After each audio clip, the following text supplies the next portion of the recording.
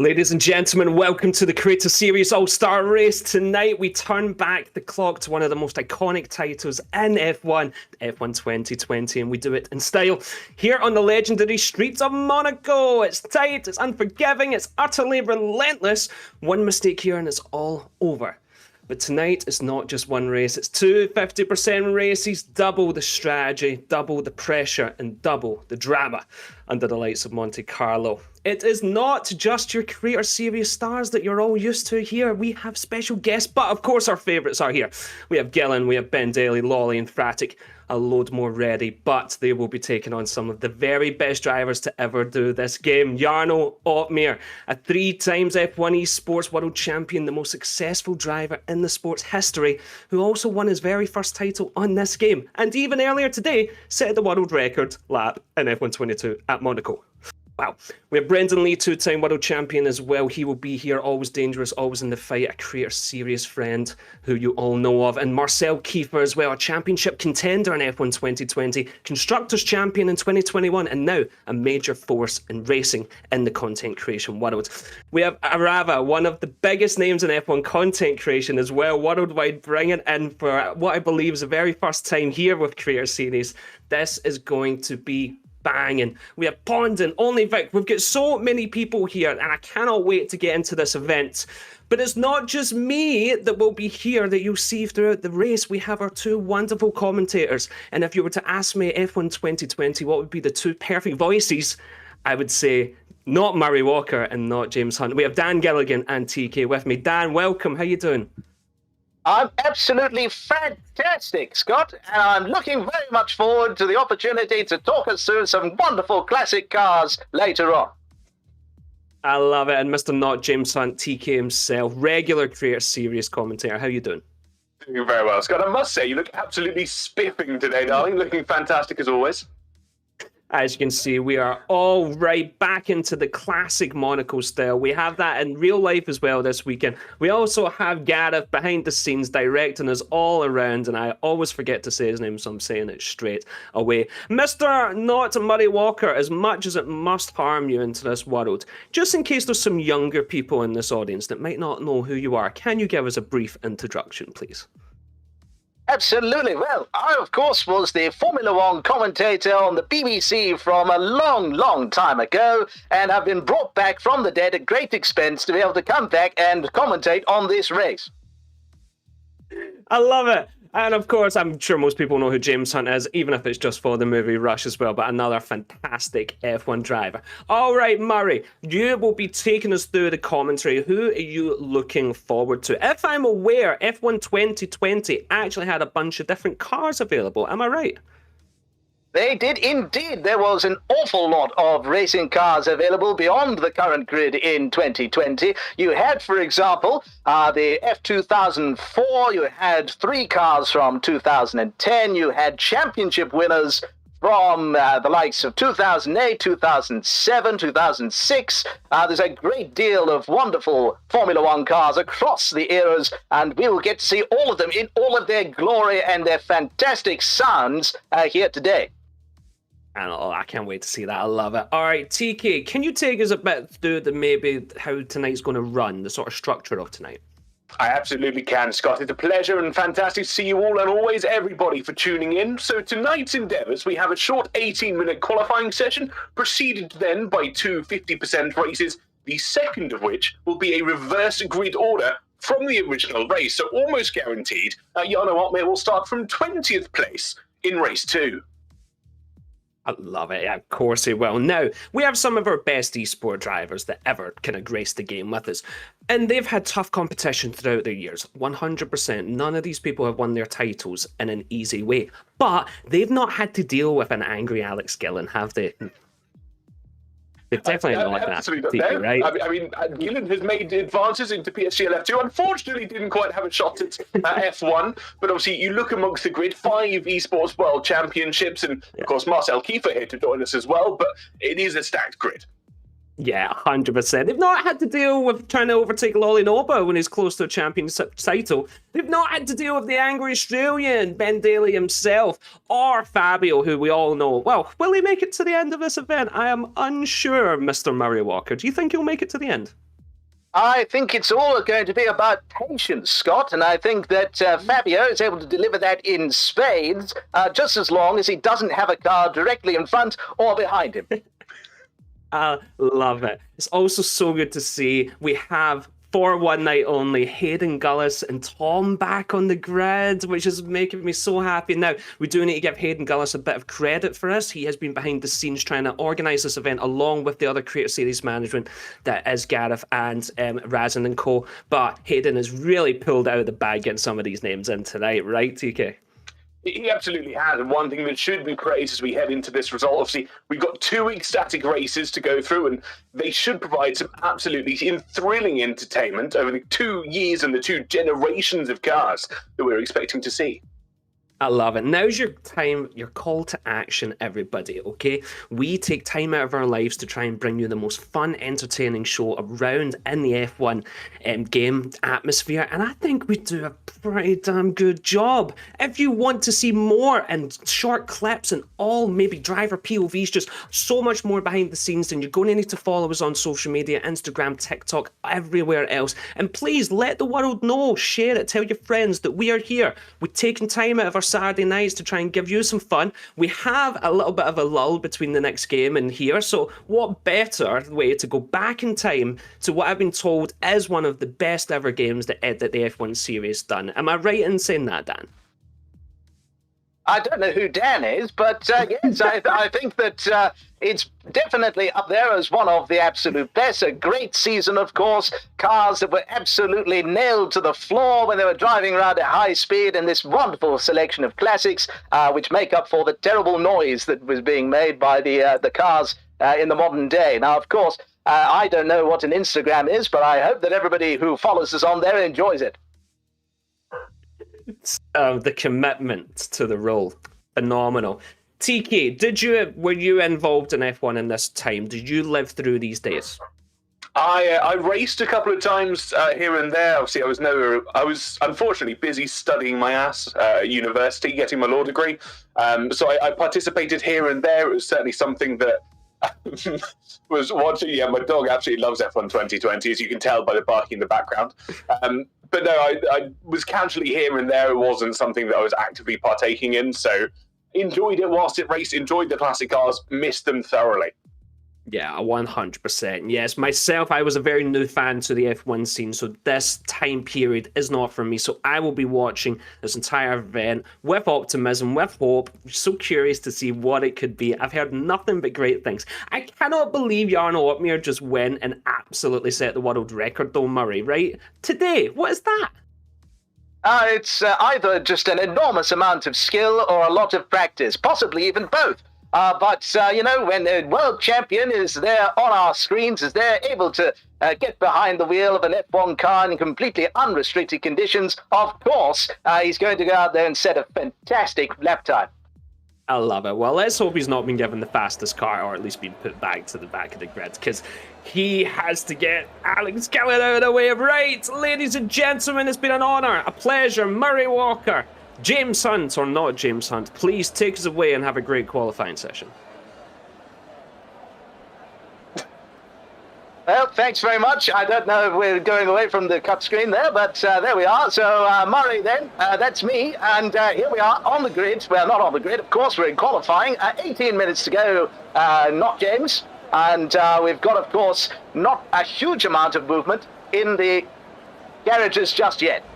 You're absolutely right. Obviously, no one moving. I say that as one of the cars does make their way out of pit road off to set the first flying lap. We'll keep an eye and see who that is. Unfortunately, it is going to be quite hard to identify who is who, as all of the icons on our track map are the same colour here, Murray.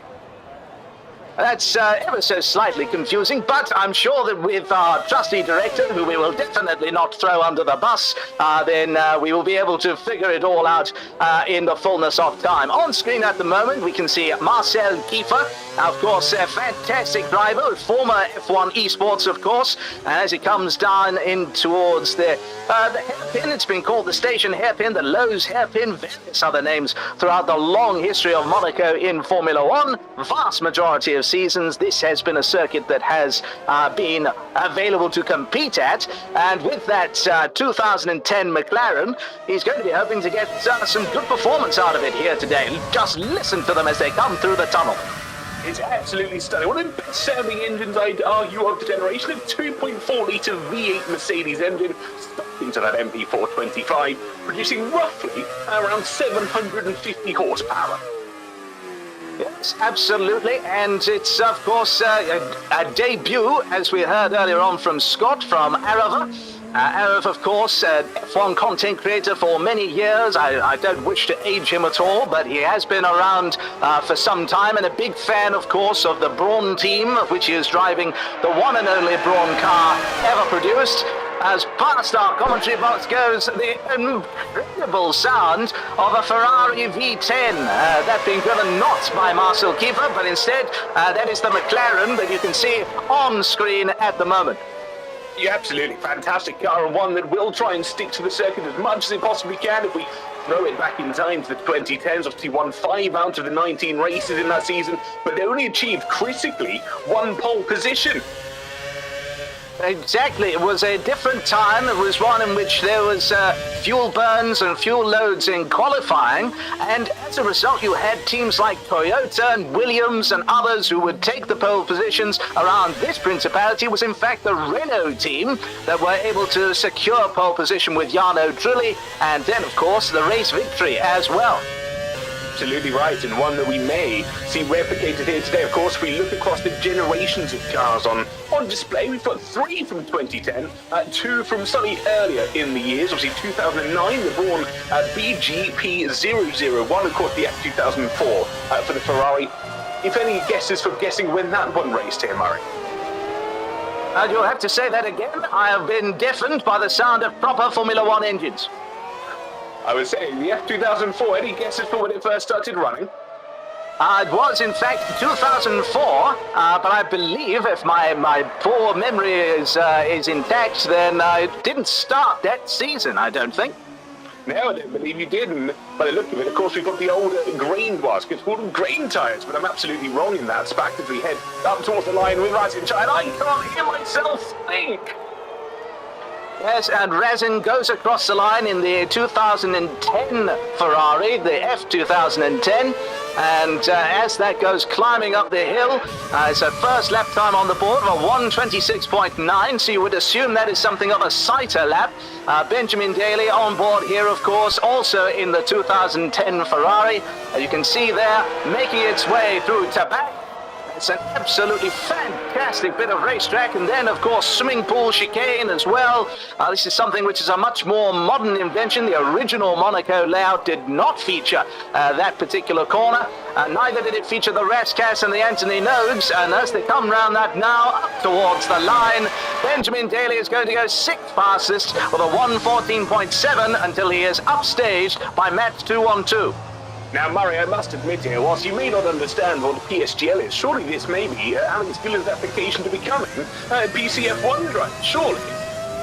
It could well be. I would say that what we are seeing on our screens now, with him at second place in the pits right now, he's gone a lot faster than the other drivers in the field, a 13.6. Only Tom is close to that, and it'd be good to know what Tom is driving. In fact, it's a fair comparison between the two, but it's a fantastic bit of driving. You can see here Tom now jumps up to second place in the Red Bull RB6. It's a brilliant little car, this one. Blown diffuser, double diffuser, all those wonderful things that Adrian New and the design team at Red Bull Racing were able to put together in this car. And as he starts his cool-down lap, we can say with some confidence that that car is performing extraordinarily well, but it doesn't make quite as good a noise as this one here. Tom. Absolutely right. The F2004, of course, it's 3-litre V10 engine, producing just shy of 900 horsepower at its peak. Of course, we can't go and talk about Schumacher and his championships, and of course, finishing on the podium. Oh, no, look at that! He spins it Brandon Lee, two-time Formula One Esports World Champion, has spun the car and the exit of swimming pool. He's having to wait a long time to get that one turned around. And of course, the traction control on board that car makes it a bit more difficult to spin turn, but he is away. He is managed to get a car right on the way to this time. Up towards the chicane, the no chicane. That's a car. Oh, goodness.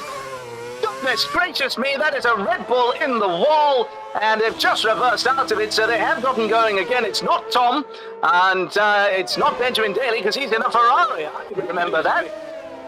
It might be only there. It was! Well, there we go. It's he's got an eye for the talent, does TK. He knows exactly who is who, and that's certainly better than what Gareth Allen is currently doing behind the scenes. I want no implications on the fact that I guessed that it was Vic that crashed. It was just a lucky guess based on knowing where the other 4 Red Bulls were at the time.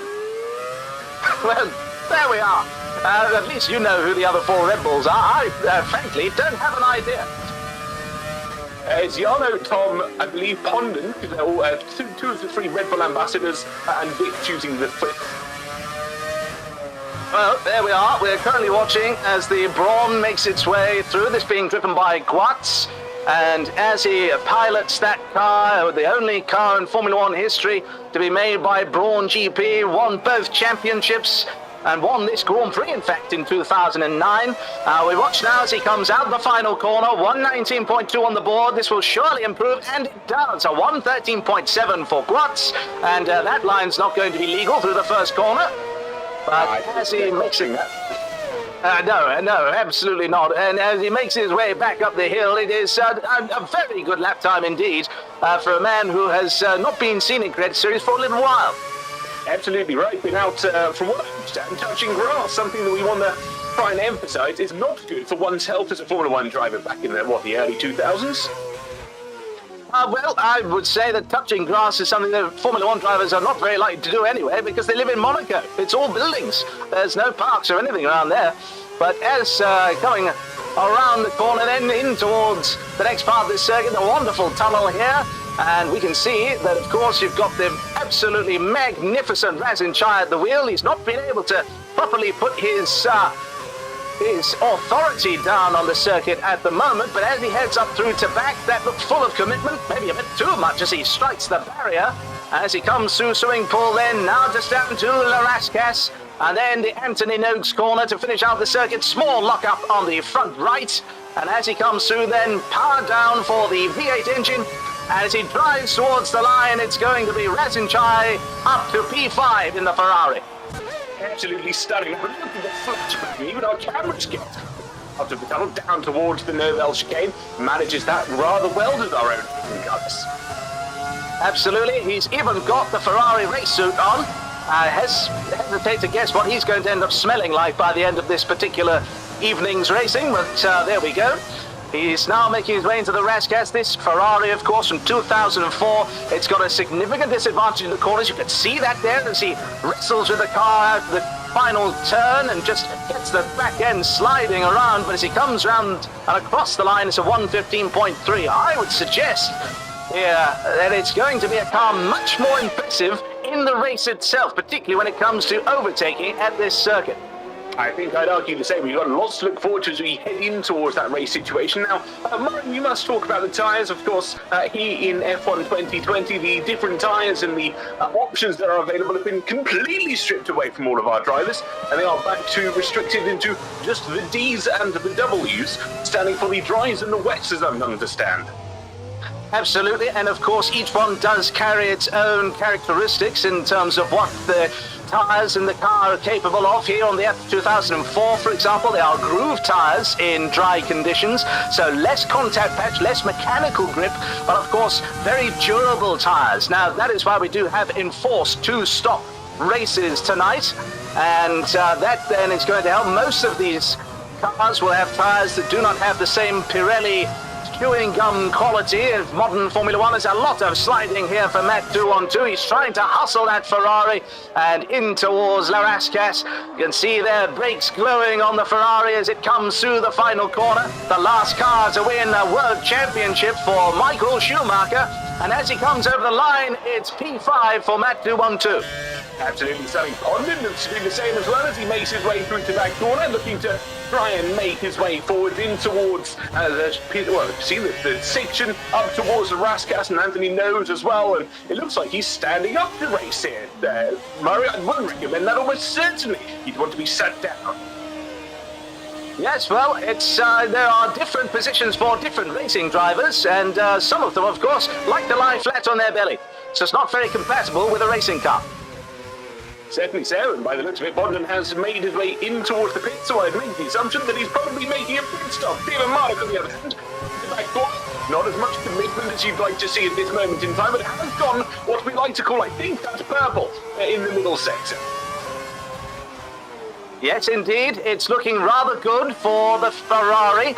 A little bit of a touch on the wall on the exit of the Rascat, and he makes his way through the final corner. It squirms and squeals as he gets onto the power, and across the line, it's 7th fastest for Benjamin Daly this time around.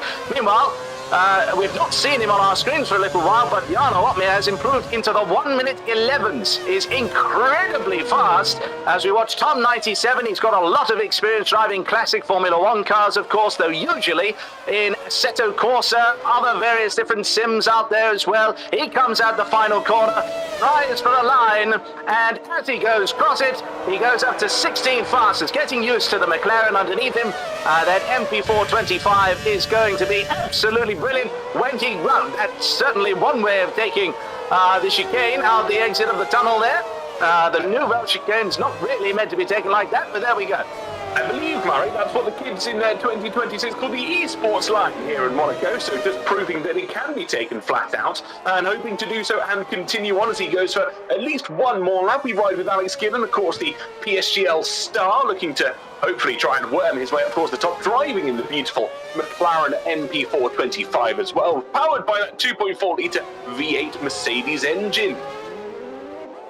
Yes, indeed, and as we watch him going here through turn number 4, you can see that car, it's not quite as short as some of the other cars out there, those with the refueling era, so the Braun and the Ferrari from 2004, they're shorter wheelbase cars and will be able to navigate that hairpin just that little bit easier, but of course, it's then the downforce, it's that refined aerodynamics and everything else that this car has available, which is getting it up the order. Gillen here on the outlap as we take a look here at Benjamin Daly going rather slowly through Casino Square. Let's remember as well, back in Casino Square, quite infamously a few years ago in Creator Series, where Mr. Fabio Gama, in fact, himself stacked one of the Ferraris into the wall, which erupted a massive hallucinations and hilarious antics from Mr. Dale at the time, if you remember, Mr. Walker. Oh, I certainly do, and it's a good thing when the good fun humour can be found in all of this, and definitely when it involves Fabio. Jan Almeer improves now to a 1-minute 11.009. So close in towards the 110. Do you reckon we'll see him do it too? I think he'll be so mighty if he does get into the 110s eventually. I think it would be incredible if he did, though I must say, on that particular lap we were riding on board through swimming pool, and he did seem to cut the corner quite a lot on the exit. I don't know if perhaps he may have actually cut it under normal corner cutting rules, but we will have to take the game's word on it that he did manage to navigate it successfully and legally, as Brendan Lee here is sliding about as though he's been able to cover his tires in oil somehow. Yes, absolutely, and I'm not quite sure how that happens. I can't just adjust to the daylight that we're seeing here in Monaco. The Braun just swatting past the Ferrari of Brendan Lee, and I must say here, Murray, one thing. Oh, we've got a castle. That's Tom 97, and being a mobile chicane on the start 50 second. My goodness, that is absolutely outrageous to see him just completely sat there, almost stationary, still moving forward, and well, it is absolutely unacceptable for a Formula 1 driver to be placing their car right there on the racing line as we are in the last dying moments of qualifying. Jan Almeer has retired from the session. Brendan Lee has been disqualified from the session. And so, well, that's our 2 of 3 esports drivers out. For Marcel Kiefer, he's down in 19th position as well. He's in the pits, so unlikely he's going to get another lap in. Marcel Kiefer, it's the, Marcel and Brendan, both the drivers that have kept up the charade of becoming more in tune with their Creator Series selves. Jarno Omme has unfortunately not quite got the facts yet. I would have assumed his machine has stopped working. Well, you would hope that that is it, and he's not deliberately driving slowly on the racing line, but we'll have to wait and see, of course. And you never know, maybe he will end up getting collected by another driver. That would be horrible. Oh, it's happened! That's it! The Brawn has collided with the McLaren. They're both now pointing the wrong way on the start-finish straight. This is absolutely sensational. And let's see now what happens for Arov. He's going to come through the Raskas now, and then through Anthony Noakes. You've got then, what I believe there was Tukey in front of him too. They're both going to come upon this particular exit. Oh, there's someone driving backwards on the circuit. This is absolutely terrible, but you did manage to see there that it was an AI sign next to Tom 97. So he is, in fact, driving his AI right now. He's been struck in the side, but he has cleared the way. It was frantic indeed. We've got himself disqualified by, I want to say, driving the wrong way round the circuit. I can't quite figure out how he's managed that. Maybe he got his AA map upsides down the wrong way. But as you were saying, Tom 97 still somehow not losing a wheel. He's right on board with Gwatz round the final corner. He'll be chasing Timo Marlik up towards the line, and Tom 97's car still in the middle of the circuit. And thank goodness Gwatz manages to react with cat-like reactions. It's very impressive when we see these drivers confronted with sudden potential for danger in front of them. You can see here that Lolinova, reigning Creator Series champion, of course, has currently got half of his front wing missing. And it's a strange sight to see Michael Schumacher helmet inside of a Brawn, but does also make sense in a strange way. He did, of course, win many titles with Ross Brawn, and then joined the team of Brawn 1 year after its championship win when it became Mercedes, of course. Absolutely right. We've got Pondon in one of 4 Red Bull racing cars making his way through. Laraskas through Anthony Knowles, of course, trying to navigate the final 2 corners. And I must say, Emma, he's got that all kinds of wrong. Absolutely crossed the line, and he does improve into a 1:16.855.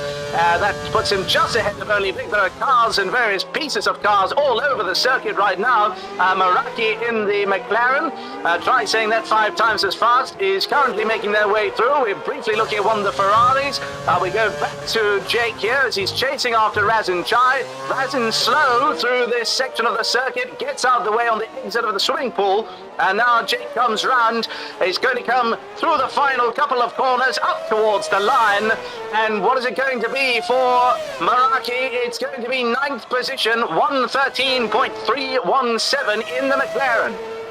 Gear 3, unfortunately, not happy with the stewards on its final run. That did get invalidated, so will stay in 14th position. Tom 97 will remain in 15th after almost certainly not setting a final run here. We watch on board with the rear wing of Ricky 03, who is in 14th position.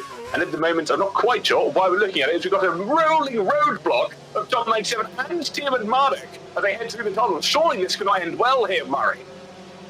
Well, I think that it's it's a potential for content as we are wont to have here in Creator Series. I have a feeling this is going to go until the time runs out, because of course he is the only car, Tom 97, now to complete qualifying, and he doesn't seem to be making it to the finish anytime soon. I think there might be a problem with that car, Murray. By the look of it, he can't seem to get it moving as much as he would want, and I describe that as a crawl, but I think that's even a little bit unfair on this McLaren car. I would say so. It's a car that could well have won a world championship in 2010, but of course, botched pit stop at the Spanish Grand Prix meant that Lewis Hamilton lost the lead of that race, went out of that race completely, and as a result did not have the points required to win the world championship. It went instead to Sebastian Vettel at the end of that particular season.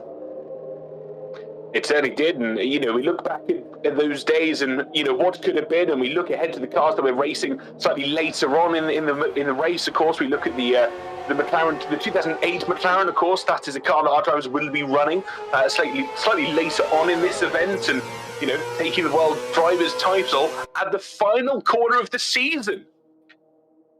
Absolutely.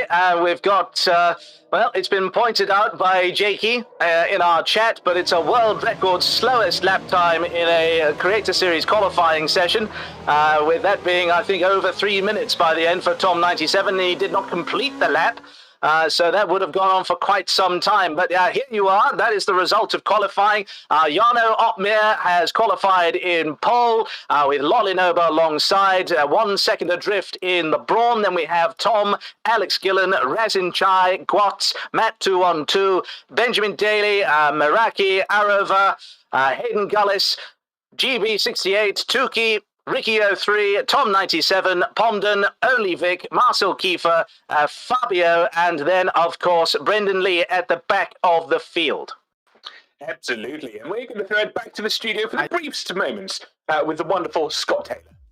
Thank you very much. We are back. When it wasn't that spicy qualifying session, you love to see it. I did find it quite funny that the other two esports were kind of all the way at the back. Jarno Opmeers just went, nope. I'm going to show you all exactly how fast I am, and absolutely dominated this grid. Didn't he, Murray?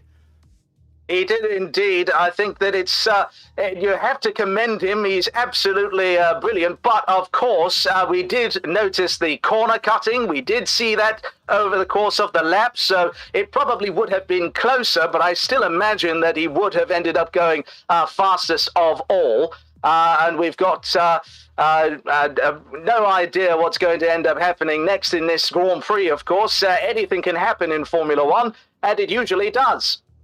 That sounds awesome. Well, I think it's time for the race, so let's just see what carnage we get into Classic Creator Series All-Star Race. Absolutely. Well, thank you, and welcome to our first of 2 Grand Prix in Monaco this evening. We've got the drivers now starting to ready up on the grid. And, of course, TK alongside me here in the commentary box. What, if any, predictions do you have going into this one?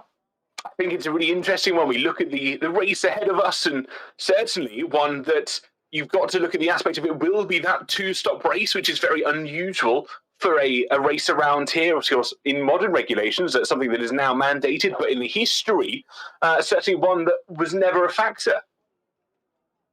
Yes, well, we will have to wait and see as to how that will affect things, of course. There's going to be a number of differences to the real world, particularly for those in the F2004 and in the Brawn. Of course, no refueling element here in F1 2020. So those cars are effectively on phantom fuel tanks that are large enough to get them to the end, when in reality the same would not have been possible in the real world. Fuel stops would have been required around any Grand Prix of those seasons. But we'll have to wait and see how this all shapes out. We have, though, now got 25 seconds until we see those lights at the start of the field. TK, any final thoughts from you ahead of the start of this Grand Prix? I think we've got to look at surely the Red Bull racing car. Of course, they are a qualifying monster in its day. It had such strong aerodynamic grip, but as we head in towards this race, it'll be an interesting one to see how that converts to race pace. And of course, that mandatory 2-stop will really bring our drivers into it. Yes, indeed. Well, we have now, of course, quite a number of laps ahead of us. 39 of them you can see here as we go on to the formation lap. Already we've got Hayden Gullis and Arrow disqualified from the session, and Brendan Lee as well. It's a cacophony of cars that have been disqualified quite so early. We're going to have others making their way through. And, of course, reminder for you, mandatory 2-stop in this race to counteract the fact these cars do not really experience tire wear in the same way as what we would find in modern Formula One. And as they all start to make their way around, then there's very few cars remaining on the formation lap. We're watching here Fabio making his way around in the Brawn. And, of course, we've got Tom, Lolinoba and Alex Gillen making their way around. Now, I think that actually taking the formation lap is a sensible thing to do here in this particular Grand Prix, as there's a 1960s line taken there by the McLaren, and, oh, straight into the back of Lolinoba there for Matt 2-on-2. I think someone should probably check on Lolinoba. That car hit the wall with quite ferocity, and certainly one that you wouldn't want to check on drivers. At least the modern day safety systems have been implemented in these classic cars, so our drivers fear not if they hit the barrier at about 50 G-forces. Well, it's, of course, the benefits of being in a virtual environment as opposed to the real one. And as they pull into position on the grid, then, of course, these are drivers who are going to have their tyres up to temperature, are not going to experience very much in the way of wear because of the nature of these tyres compared to what we have in Formula One today. And as Only Vic makes their way around, they'll be the last to join the grid in their Red Bull RB6. And as they start to come round, then we are going to be soon greeted with those 5 red lights at the front of the field. And let's get ready for that to start. Let's hear now as all these engines ramp up on the grid. It's a pleasure to take you through this one here today. As we get cars snapping into position, we've got 2, 3, 4, 5 red lights. Let's go, go, go. Towards the first corner, and Yano up there has the lead, but swiftly joined by Lolinova. It's almost side by side through Santa Fon. As one of the flips already in the background as somebody has been slow off the grid. It's Tom 97 once again. He's at the back of the field now and could well be crawling around at a tiny speed for the duration of this Grand Prix. It's going to be a running roadblock here for the rest of the cars in the field, but as they make their way down through Mirabeau, it's all as you like at this stage. Absolutely, I saw one of the Ferraris losing grip as they tried to pull away from their pit box, and I think that is map 2 on 2 right in the bottom of the order. Down in 20th place, they just spun up the tyres off the grid start and somehow ended up in pit exit. Well, that's not where you want to be placing your car on the beginning of a Grand Prix. As the drivers make their way through, Lolinova and others, you can see here Meraki taking a deep line there into the chicane. Arava coming up alongside. It's Arava. Gets the move done. So move. Fantastic from Arava. Makes his way through now up into P8. So it's Meraki now having to fend off a challenge from Marcel Kiefer as well. He's sticking to the back of Arav quite nicely there after the overtake. Onto the straights they go. The one real straight that we have here at Monaco. And up the hill we go. Giano Otmir still in the lead ahead of Lolinova, Tom, Alex Gillen and Razin Chai as your top 5. Absolutely, Giano Otmir, of course, setting the fastest lap of the session, which is to absolutely nobody's doubt. We must question the through-corner copia of corners that are presented to us here in Monaco as we watch the 2-time F1 Esports World Champion Brendan Lee trying to send the lunge down the inside of Mr. in front. He tries to get it done, the rear wanting to step out on him more than anybody else in his family, but tries to go around the outside of that and still holds it in towards the right hand. He gets it done. He's still side by side, and Fabio gets the move and holds it. He holds it for now, but is it going to be something which he has to then give up as they go through the tunnel? Because look at the F2004, it shoots past with that V10 engine, nearly 1,000 brake horsepower compared to just under 750 in a 2009 Mercedes spec engine. And as they make their way through the swimming pool then, Brendan up now to 14th position. We can ride here with Razin Chai on the run down to the very first corner. The V8s are singing as he chases after Alex Gillen. And as they make their way back up the hill, it is lap 3 of 39 here in Monaco. And as we see the cars struggling through Massenet into Casino. These cars, of course, plenty of downforce, but nothing like the monsters of the modern era. And of course, as they make their way down into the Lowe's hairpin, it's certainly what I call it, not the Grand Hotel hairpin. They make their way into Portier now, where Ayrton Senna, of course, crashed while leading the race in 1988. Sadly, we're not going to see one of his cars in today's action. And as they come out of the tunnel down towards the Nouvelle Chicane, he is very close to the back of Alex Gillen for the time being, but Razin Chai finding that predictable Monaco feeling. Yellow flags in the section of the Nouvelle Chicane. I think someone has had a bit of a whoopsie, and that's Tukey in the unpredictable Ferrari, not necessarily finding his peace and comfort with it quite yet, but 16th position is where he finds himself with Honda only Vic, Tom 97, and of course Matt 212 after having the most horrific of race starts down in 20th place, but it is a Ferrari 11, 12 and 13th here with all GB, Hayden Gullis and Brendan Lee making their way through. And look at this now, Brendan Lee is moving to attack. He's looking to the outside, the inside. It's nicely underneath. On the run up the hill, they're going to need to give each other space here, or he's going to need to tuck back in behind. He's going to the inside in Massenet, and this is absolutely racing side by side. And Hayden Gullis is able to keep it for the time being, but now down into Mirabeau, and it is inside line for Brendan Lee. He's now got it on the outside. Is he going to repeat what he did just a lap or two ago around the outside? Yes, he can. Although, Hayden Gullis trying it once more around the outside. Doesn't manage it here. And now on the exit of Portier, making their way through the tunnel. He's got the place, but so too has Infrati, or briefly did. And then, of course, that problem of the V10 for Valentine. He hits him. It's contact between the two cars. Hayden Gullis tapped around by Fabio, and that is not what the Portuguese driver would have been wanting to do, I'm sure. But of course, Hayden Gullis is not going to be too big of a fan of him after that. I must say, Murray, I don't think anybody in the crowd and or the audience listening along at home on the BBC World Service are surprised in the slightest at the contact that we've just seen between the two drivers. Hayden Gullis, of course, known for his racing, whereas Fabio, unfortunately, I think we mostly can't say the same.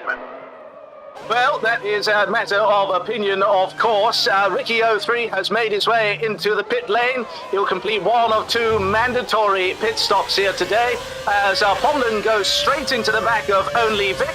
By that I mean his car rather than anything else.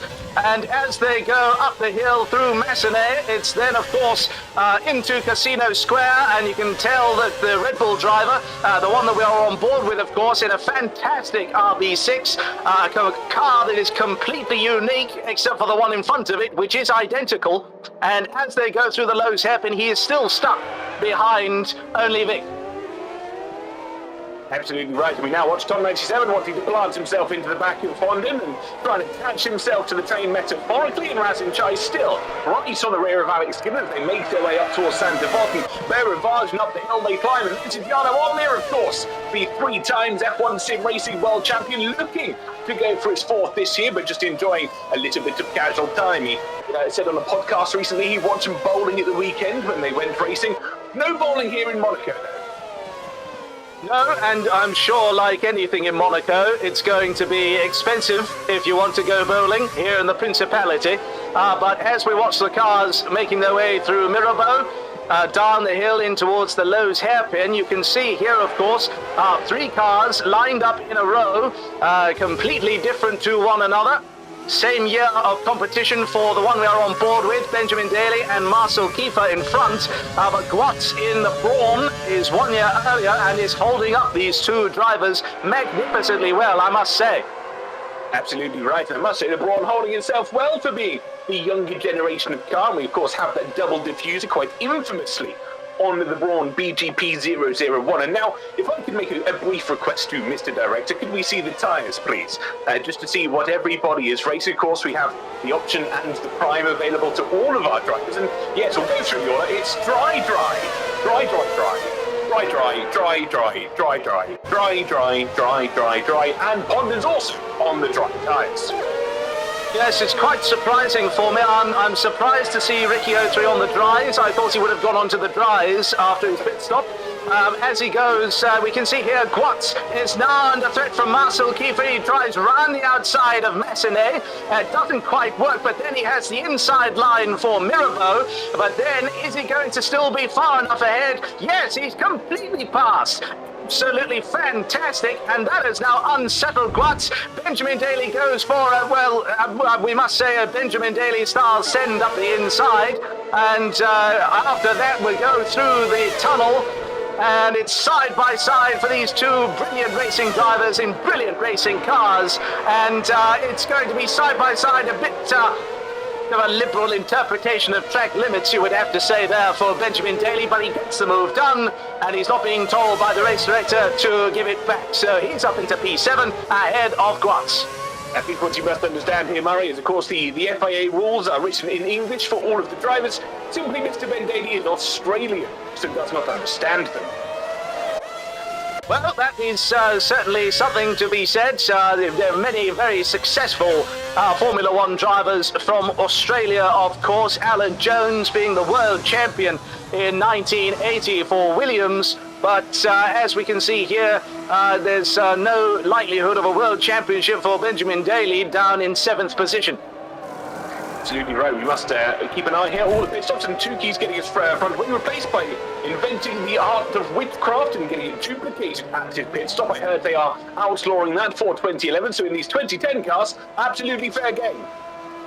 Yes, I do believe it is nanotechnology, which is allowing that nose change to happen quite in the way that we saw it there. And as they come through turn number 1, oh, and it's into the wall! From 97 strikes the barrier and it's round! It's Fabio around in the Brawn after contact. I think that may have been with Tukey. Absolutely terrible. I say there's absolutely nothing wrong with this car, except that it's pointing the wrong way here, Murray. Absolutely, and it's not what you want to be seeing there. He's, I believe that there is, in fact, something that was said by Fabio there. He was, or rather gestured, he said, I'm going for first, after that particular impact. Well, he's only gone from first, well, aiming at first, shall we say, down to 19th place, and that is where he will probably stay for the rest of the game. And as we are all aware, this is still Fabio's game. I don't quite get the reference here, Murray, but I hope you do. Yes, and well, let's have a look here as we have Ricky 03 chasing after Matt 212. His life is made slightly easier by Matt 212 striking the barrier as Tom 97 goes slowly on the run to Tabac, and then through Tabac it's quite slow by Formula One cars standards. And as he makes his way around the swimming pool chicane, it's not been the greatest of first races for him, you would have to say, but all hoping for more success in the next round. I think what must have happened here, Murray, the F-duct simply not working to its optimal degree. Of course, the MP425 introducing that clever straight line speed innovation. Top 97 clearly not getting it to work as improved. Oh my goodness gracious me, Razin Chai. I want to use the word forced into a pit stop there, whether he intended it or not. Well, exactly. If he intended it, then it's a good save. But if not, then, well, I hope he enjoys his pit stop and his mechanics enjoy it as well. And it doesn't prove to be too detracting for him in his progress in this Grand Prix. Looking to the inside is Tom, but he's trying to send it from another postcode, it seems. And so he's not quite able to get it past this time, but you can see him harassing, rushing all around the gearbox at the back of that Brawn GP car in Lolinova's hands. And as they come through Portier, now through the tunnel, is there going to be an opportunity for him down into the swimming pool chicane? Not the swimming pool, I must, pardon me as I interrupt myself, that's the Nouvelle chicane. And as they now come up to Tabac, it is still Lolinova in second and Tom in third. I must say, it's a unique position for Tom to be in here, of course, winning one Creator Series championship and unfortunately failing to win many more after that. He's well, I don't want to harass him too much, but claiming he may have all the gear and only some of the idea. Well, we will have to wait and see as how true that turns out to be by the end of this evening's action. But as we continue to watch here, he's doing a marvellous job as he chases after the Italian. And as we make our way through Casino Square, it's just a light tap of the barriers. I'm sure that will buff out. And as he comes down the hill into the Lowe's hairpin, you can see the Brawn getting a much tighter line through there. Of course, that shorter wheelbase will be moving to its advantage. And it was that team behind the Brawn that Tom is driving for at the moment, the Red Bull they were competing with for that year's World Championship. And as we watch on here, we've got Marcel chasing after now Alex Gillen. Now this will be an interesting battle here. F1 Esports Speed with Alex Gillen Resilience. And of course, we're talking about F1 Esports Speed versus Marcel Kiefer, if you are to believe the tweets, as the children call them. And Tuki trying to get the better early bit in towards Santa Bot. There were no heroics there, but he finally does get the move made. No, he doesn't. Tuki's still being held off by the Red Bull racing car of Only Vic. Yes, absolutely. And as they go around the outside on the exit of Casino Square, it is now Tuki ahead of Only Vic, though nearly into the wall and Massenet. That would have been a rotten bit of luck if that had happened, but you can see here it's Gwatz and Ben Daly both into the pits at this stage. Lap 12 of 39 here in Monaco. And out the final corner, you can see here, great exit for Rasin Chai, but Hayden Gullis with that V10 power underneath them, able to keep that Ferrari, that older Ferrari, I should say, ahead of the younger one. Absolutely. Trying to do his best to make sure that Rasin Chai, the nimble younger Ferrari, doesn't get the best of them at one of the most infamous seconds. Both of them having the most almighty tank slapper. And to the inside goes Rasin Chai, trying to get both Ferraris, but in contact again, side by side through the limit. And this time, Rasin Chai makes his move. Now, we have seen this before, of course. Now, let's see, as they go through the tunnel, how much Hayden Gullis catches up on Rasin Chai, and very helpfully, we'll see that from off-board rather than on-board cameras. And as they come down into the braking zone, much closer, but not close enough to be able to make an overtake this time. Being more wiggly than the Wiggles here, and actually so is Gwatz as well as they make their way through. I'd say the rear tyres being overwarmed as they try to make their way through the Monegasque circuit, and at the moment Hayden Gullis is still battling what I'd like to call his teammate, but I don't think that's accurate to say a fair comparison at the moment. No, not quite at all. And as we watch this battle unfold, you've got Gwatz here on the much younger tyres, and if that was not a penalty, then I genuinely do not know what would qualify as a penalty here in Monaco today. But as they come through Massenet and Casino Square, you can see that despite those fresh tyres, which are keeping them in touch, able to brake later and carry more speed through the turns, you can see that on the straights, that car Hayden Gullis is driving is still absolutely brilliant in carrying that performance forwards. Now, Murray, if I would be bold to say an assertion here, we're in Monaco, which is essentially just the weird left hand of France. We are in the early 2000s, so is it bold to say the FIA and the rule setting department have probably just gone on strike for today, so therefore no penalties for drivers? It could well be the case. Of course, this is also a time in which Don Todd was the director of the FIA, and into the barriers for Tom. And we saw a bit of Red Bull front wing flying down the edge of the circuit there. That's not going to help them. I think it's something like the Cascade wing on the right-hand side of that front wing. And that is what he's missing now from Tom. He's going to end up needing to change that front wing, and Matt 212 has retired. He is retired from the session in the swimming pool chicane. It's easy to do, and a virtual safety car is being called. Now, this, of course, not available at the time any of these cars were racing, and it presents an opportunity which is being taken advantage of by the race leader. Jarno Opmeer going into the pit lane, and now gets those tyres changed and is away. Can we just get clarification of what tyres everybody has pit onto? This recent change of pit software, 14 of 39, and we'll read through once again the tyre options. It is dries, and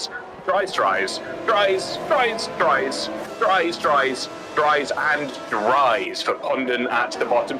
Expected for all 20 drivers there, Murray.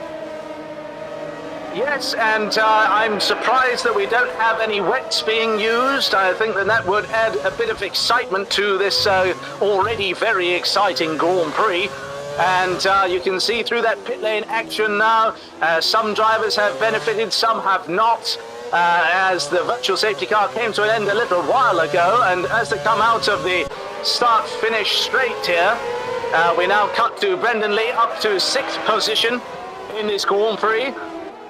Having started at the very back, it's an incredibly good drive from him so far. And of course, with a gap of only somewhere between 15 and 20 seconds between him and the race lead. You have to wonder if maybe in the hands of an F1 Esports World Champion, will that Ferrari be able to march towards the front, or will Jarno be able to keep them at bay? Brief yellow flag, but we are back to full racing conditions once more. You're absolutely right. I believe that brief yellow flag was Tom 97. It seems that something called AI has taken over his car for the time being. I'm not quite sure what that is. I'm being told it may impact the future in some and many regards. But look at this, Alex Gillen round the outside as he tries to make his way past and in toward pit road. Comes Arab. Yes, absolutely. It would have been the most spectacular overtake if Arab had not pitted to go around the outside at the Raskas, but instead he heads for the pits. There is nothing wrong with that car except for needing new tyres. And as he goes through the motions here, you can see that, of course, we've now got Tom back up into a fighting position. He goes for a rather late move to the inside of Alex Gillen. And Gillen holding station for the time being here at the Principality, as Marcel Kiefer now is trying to fend off Brendan Lee. And we'll see whether or not that Ferrari is able to pass the McLaren with its two drivers of relatively equal skill level. Relatively equal skill level, of course, two world championships to one of them, and none to the other, so maybe take that with a slight pinch of salt. But Tom at the moment looking to try and make his way forward and pulling onto the rear of Alex Gillen, and maybe claim he was there should we see a late move. Well, I'm sure that there will be plenty of clips that will circulate, and a clip book will be organised after this Grand Prix on Alex Gillen's channel.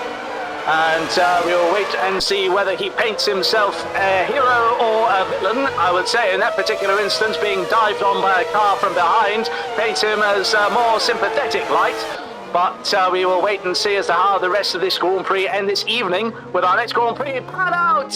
And Hayden Cullis is in the wall, the Raskas, and he has to now change that front wing on the Ferrari.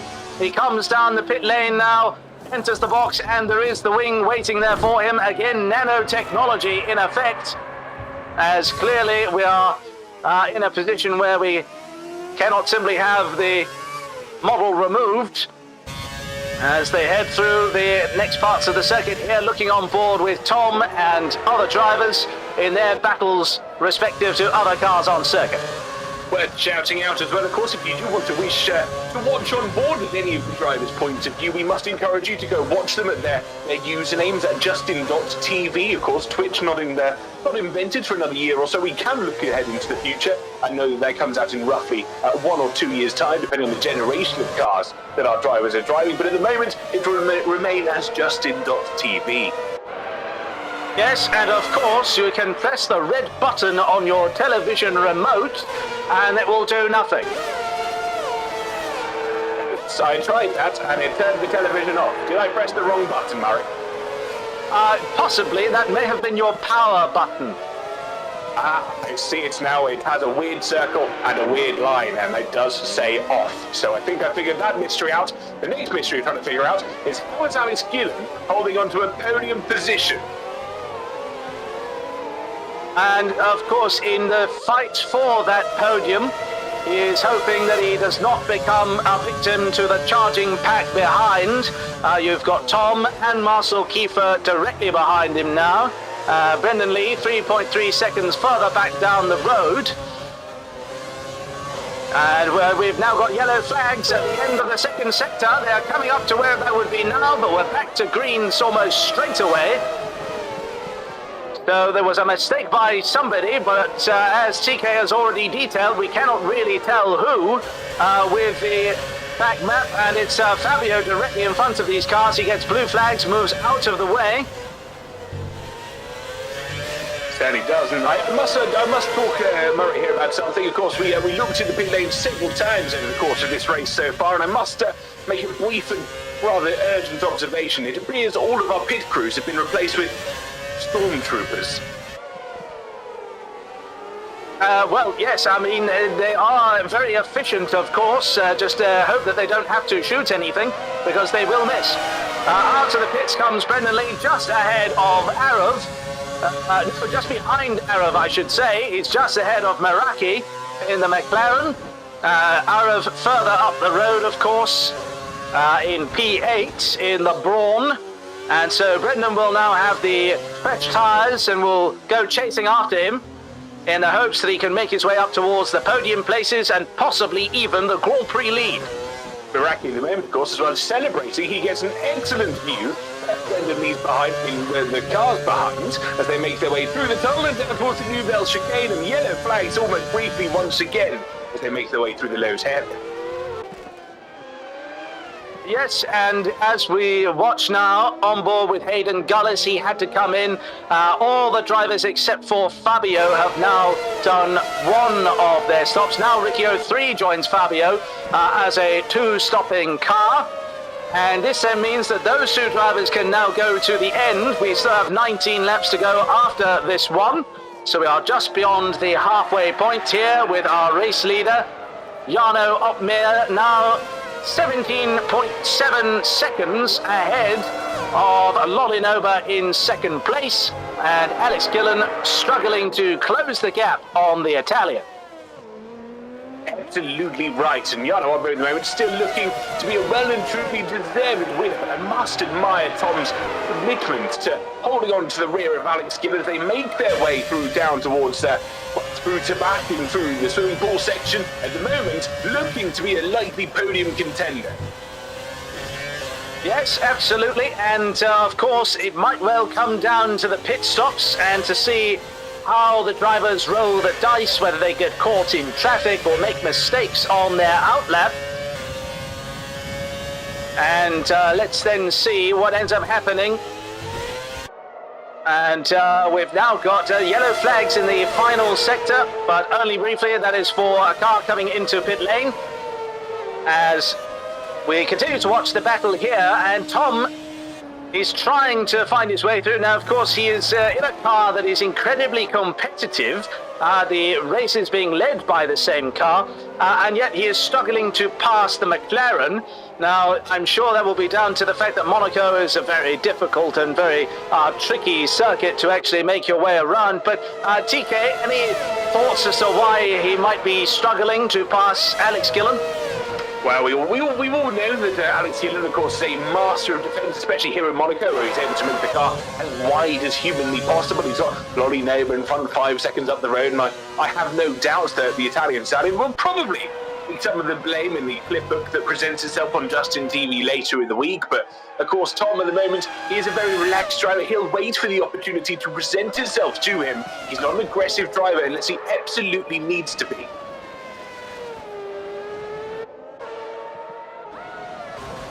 We'll still continue, of course, watching with Marcel Kiefer as they rise up the hill through Bay Rivage and up towards Massenet and Casino. And at the moment, the F1 Esports driver, the former F1 Esports driver, looking to try and get the better of both that Red Bull and the McLaren up in front of them, trying to run their way down through Mirabeau and Bass, and of course through there. Side by side. Oh my goodness! A very late-breaking manoeuvre from Tom to try and get himself alongside on the entry into Mirabeau. He manages to get tyre to tyre side by side with Alex Gillen, but he's not able to complete the move. Nearly managed to have him on an up and under in the Lowe's hairpin, but now as they come to the Nouvelle chicane, and look at this! Defending from Brendan Lee. And as they try their absolute damnedest to keep him behind, it's opening the door for Meraki to try and get past the superior downforce on that McLaren. And with that aerodynamic grip, he manages to see himself by. But let's see now whether that engine will come to Brendan's rescue. And as they come out of the tunnel once again, the Ferrari brakes late, goes around the outside, and reclaims ninth position from Meraki. Absolutely stunning move from Brendan Lee there. There is a reason why he's a two-time F1 sim racing world champion, and certainly looking to try and continue on. Of course, started from the back alongside Marcel Kiefer. Will make no comments about whether Jarno Opmeer should have done the same, but as it stands, of course, he stands in ninth position with Arava just in front as Tom makes his way out of pit lane. Yes, absolutely. And as they make their way out, We've then got Tom in P10. He is 3.2 seconds behind the warring pair of Brendan and Meraki. That could potentially spell some trouble for him if he's not able to quite manage to get past them quickly. He could end up losing time to Alex Gillen back up in the podium fight. Absolutely right. And whilst we ride on board here with Ogmere, we must remember just how bizarre these wing mirrors were on the RB6 here.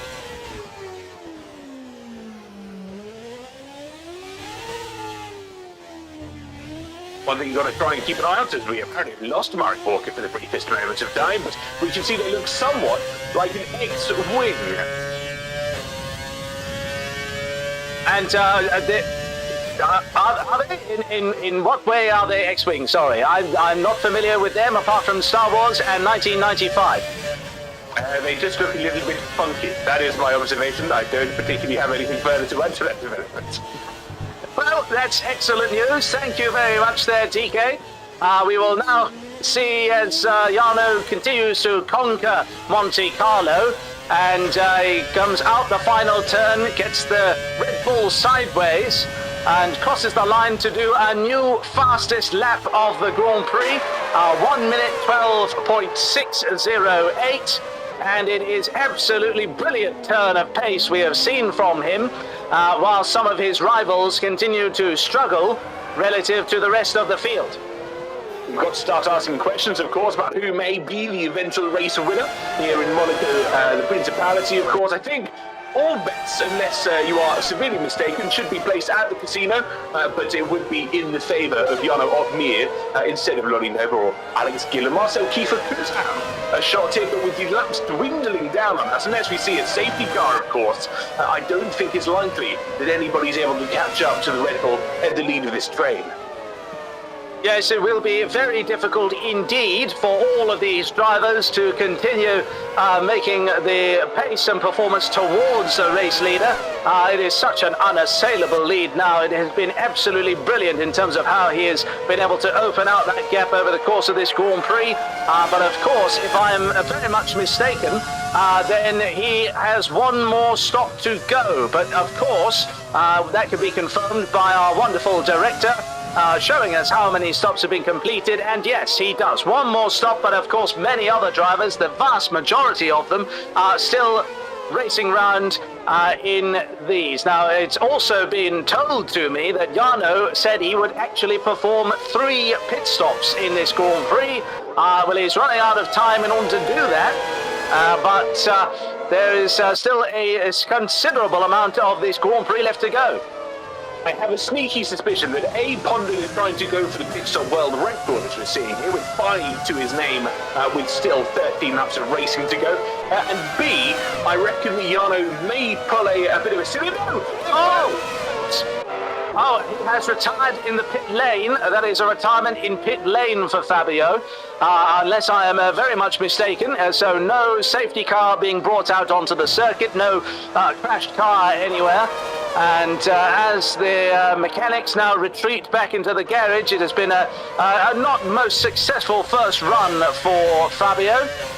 As now we watch here Tom lapping Guatz. Or was that Guatz? I don't think it was. It was in fact someone else, but we will move over that one. And he's now chasing after Brendan Lee. 2.5 seconds is the gap. Now, throughout this whole period of time, he has been undercutting Alex Gillen, but of course, if he then gets stuck behind Brendan and Arav, then he's going to struggle to actually find his way past. Absolutely. I mean, we don't talk about the consequences of the back markers and the justification and the repercussions that they really can have. As we make our way through this race, we have got a dwindling number of laps left. We mentioned that earlier. They are continuing to count down as they make their way towards lap 39. And interesting to note that if Jarno Ogmere, I'll go back to my original point where I was rudely interrupted by Fabio running out of patience with this circuit. If he manages to pit on lap 38, that would be the biggest brain move I think we've seen this side of the Atlantic. Well, there's certainly not very many big brain moves being made on the other side of the Atlantic at the moment. But as we watch here, it's one look then the other into the first corner for Brendan Lee, and he doesn't manage to find an opening. Arab is doing a marvellous job currently to keep his brawn ahead of the Ferrari. And but I can only help but feel it might be inevitable that the Ferrari does get by at some point. He is clearly able to hustle that car in a way only an esports champion can. And well, out of the pits then comes Jarno Opmeer, and really close to him is one of the Ferraris. Lorinova still 2.5 seconds back and still with a pit stop left to do. But that is Hayden Gullis, who practically sideswiped the Red Bull as he came out of the pits. And now the question is, how easily does Jarno dispatch of the Ferrari? Well, it could be as easy as this, round the outside in Mirabeau, and then past. The lows have been moved by the three-time champion as they then make their way down and pass another back marker. Or does he? Yes, pass another one into the entrance of the tunnel just after 48. Absolutely stunning move we saw there in Hayden Gullis. All credit to him up in 13th place, but surely must be getting a nosebleed from the position that he finds himself in. GB, 3-second penalty through them. The FIA have finally come back from their morning siesta. They have indeed, and it's not the sort of news they would be wanting to dish out, nor the sort of news that GB would have been wanting to receive, really. But as it is, we've got now, big lock up there for Brendan Lee, opens the door to Tom, and Tom now making his way around the outside into Portier, now into the tunnel, but this I feel will be utterly predictable as now the Ferrari will come back with that engine power and does go, that's contact between the two of them, but I don't believe any damage was done. That is quite anticlimactic. Certainly looks that way. Front wing certainly intact for Tom at the moment. The Red Bull have opted to fit their option C front wing for Tom this race, actually made out of pure stainless steel, so will not go flying off because they predict he will end up in the back of another car at some point during this race. However, makes his way in towards pit road to make his second and hopefully final stop of today's racing endeavours, and that leaves Razin Chai effectively net P2 here, if we believe the timings on our screens. Yes, absolutely. And as we now watch the battle going on, we switch immediately to the battle between Hayden Gullis and GB. It's two Ferraris side by side into Tabac with another waiting in the wings. And it's absolutely fantastic spectacle here between the two of them. This is not the sort of racing you would ever see in the real world. And as they go, you can't help but feel that maybe this is more of a coordinated effort in order to try and deny other cars the opportunity to pass, and they're going to try and take it. Ricky 03, but it's not going to happen for them. They have to stay stuck behind the V10 cars unless he's going to try something rather desperate here, going up the hill, and you can see the mischievous look on Hayden Gullis' face there from our picture-in-picture. He looks like the Cheshire Cat with a smile that big on it, I must say, Murray. He continues to race GB, who equally has a massive smile on his face. Surely must be the Monaco money who's making their mouths move in such a miraculous way. But it's GB holding on to Ricky 03 out of absolutely nowhere, sends it down. We have a virtual safety car as Eddie Vick retires from the session. Ricky 03 picks up a 5-second penalty for a severe collision with GB, and I surely will probably have that challenge at racing. Yes, absolutely. And as we now watch, we have, of course, a bit of pit lane action. A third stop now for Jarno Opmeer. And this then will be the moment where he does fall back, but it will only be by 2 positions based on his gap back to Benjamin Daly in 4th. We will ride with Ben to see how he negotiates the twists and turns of Monaco under these virtual safety car conditions. But no, it's Jarno is already at the pit lane exit, and so he's not going to be under any threat at all as Ben comes into the pits for his final stop. it's absolutely everybody in the top four well, choose the opportunity to make their way in towards pit road and get an additional stop done whilst the track was at reduced speeds and reduced capacity. And Jan Hollis still in Owen, to its then sideways on the run up for the reverse. Ricky 03 has come to Hayden Gullis. It's absolutely predictable, really. I mean, when you see them going side by side like that, corner after corner, GB and Hayden, and then Ricky, of course, impatient behind, wanting to find a way past, and Razin now getting a little bit of bumping from well, he has been described as a giraffe in the past, as Hayden Gullis, so it could be a bit of animal on Razin action there. But Ricky 03 then making their way, trying to find some way past this absolute vandal of Hayden Gullis in front. But I must say, he does stay cool as a cucumber, does Hayden, despite the harassment from both Tuki and Ricky behind. Absolutely, and I must admit, you say he stays cool under the collar, but I can assure you it will be anything but in that Ferrari race suit that he's currently wearing. More contact as well, but this time around, GB and Hayden Gullis make their way in towards pit road on lap 32 of 39, and that's Tom Bieler trying to hold off. They make their way down towards San Devot to the front for the 32nd time on this second. Bieler faintly inside. Tom sends it though, but cannot outweigh the straight line speed of that Ferrari. It is absolutely fantastic. This is the sort of bravery that we want to see from these drivers, especially at a circuit as complex and difficult to drive as Monaco. There he goes for the inside at Mirabeau, and it's a brave move, perhaps just treading the line between brave and maybe a little bit silly, but you can see there he's hung it around the outside. He's got that car into the place he needs it to be, and now as he comes out of the next turn at Portier into the tunnel, he is ahead for the time being, but we know what Brendan Lee loves to do in that Ferrari. It screams out in Monaco, but this time Tom is having none of it. He tries to keep it hung around the outside into the inside of the Nouvelle Chicane, moving very slowly indeed in the McLaren. And that's now invited Benjamin Daly into the mix. He now tries to go past Tom, and he has said before, you always need to leave space at the Rascasse. Does he need that space this time? Well, it would have helped him, but it doesn't see him past this attempt.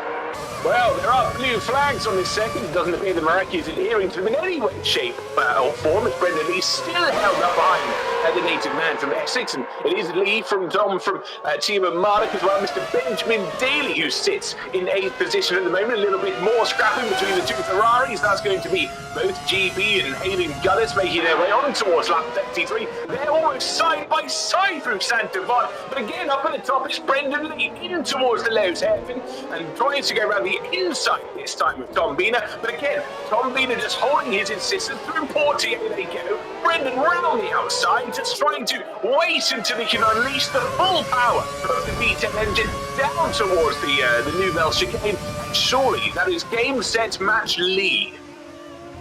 You would think so, but of course this is a circuit with many corners, and Tom's car is better through those corners when it's not being rammed up the back by the Ferrari of Benjamin Daly there.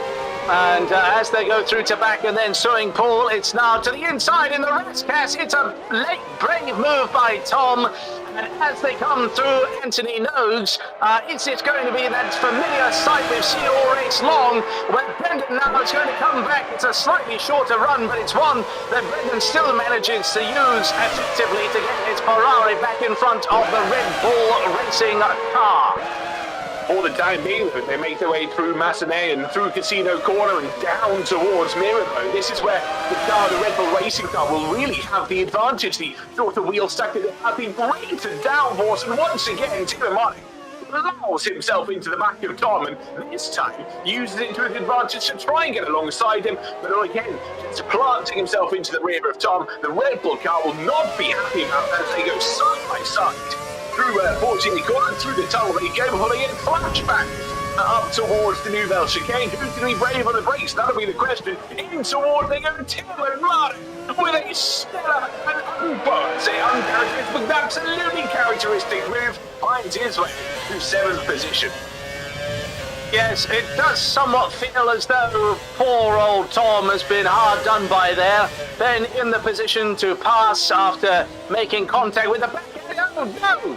He's just hit the rear of his car on the Rascasse corner. He has been able to keep going, but that now really takes him out of contention for the moment to actually fight with Ben, who is now chasing after Brendan Lee. 1.1 seconds is the gap as penalties seem to be flying this way and that. As goodness gracious, there seems to be a bit of a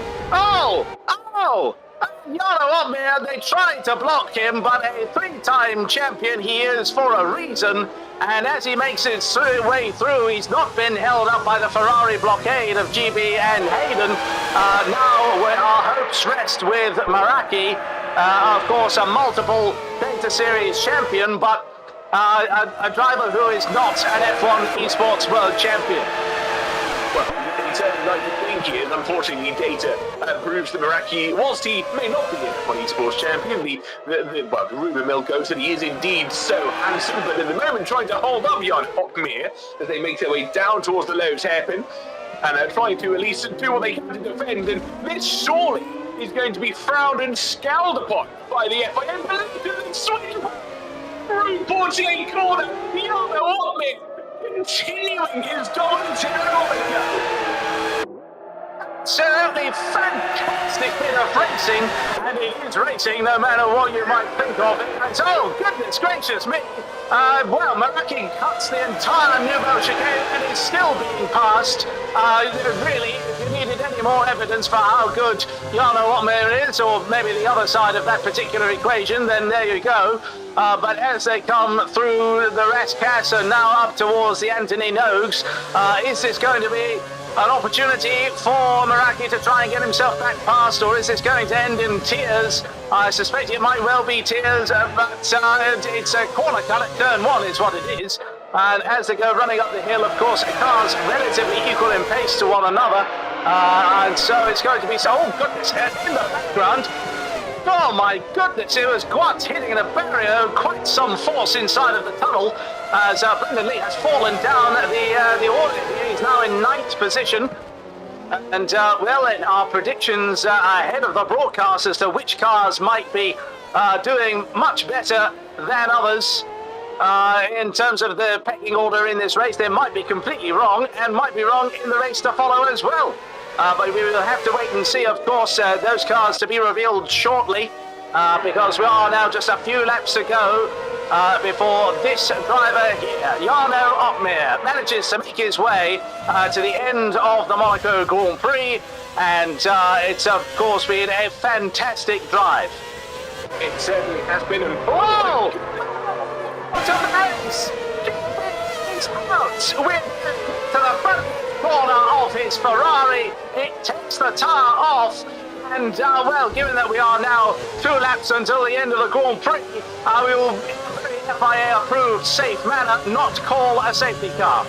Absolutely, safety is only important in the first 37 laps of this Grand Prix. The final 2, as we all know, in the future in Abu Dhabi 2021, absolutely do not matter in the slightest. And Lottie Noah this time being the victim of the shenanigans being played by both Hayden Gullis and Meraki, and Alex Gillen trying to send the move down the inside. But I'm sorry, he was there. What is that? It is absolutely ridiculous. He was there. He was there. Yes, and 3 McLarens in the same shot as Alex goes for a send up the inside into the Lowe's hairpin. I'm sure he is going to be rather unhappy about the interference, some could say, in terms of his battle for second place in this Grand Prix. So, in fact, yeah, Marcel Kiefer now moves past Alex Gillen as a result of the interference and its collision. It's shades of Verstappen Hamilton in 2019, and well, it's been summarized well in the chat. This race has descended into utter madness. And do not fear, dear listener, if you're sat at home feeling ever useless, or maybe your mental health takes a little bit of a dip, do not fear, because you must remember that there are marshals here waving blue flags at this Grand Prix, in which the drivers are suitably ignoring. So therefore, you can't be doing as bad as that person there. Absolutely, and as we watch this battle continuing here, Tom is very close to the back of Razin Chai. He's been fighting with him for quite some time as Hayden Gullis retires from the session up at Massenet on the final lap as Jarno Opmeer slides his Red Bull out of Portier and up towards the tunnel. He has an 11.6 second advantage now over Lolly Nova, despite the fact he stopped one more time, although one time under the safety car, and so therefore not a huge amount of time lost, the virtual safety car, I should say. And as they start to make their way through the third and final sector, you must say it has been an absolutely superlative performance from Jarno Opmeer, worthy of his championship status. And as he comes to cross the line, Jarno Opmeer wins the first round here at the Monaco Historique.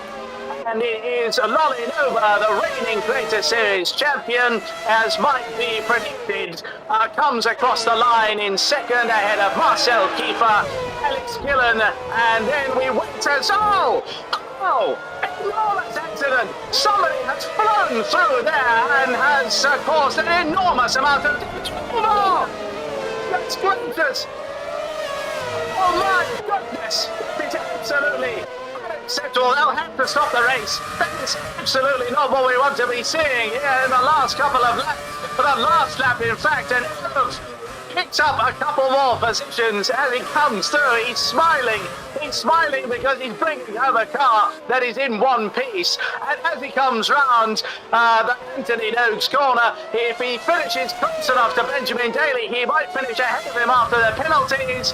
And as he comes across the line, the last one to finish the Grand Prix, he did not pass Benjamin Daly. It is 8th place for Arav.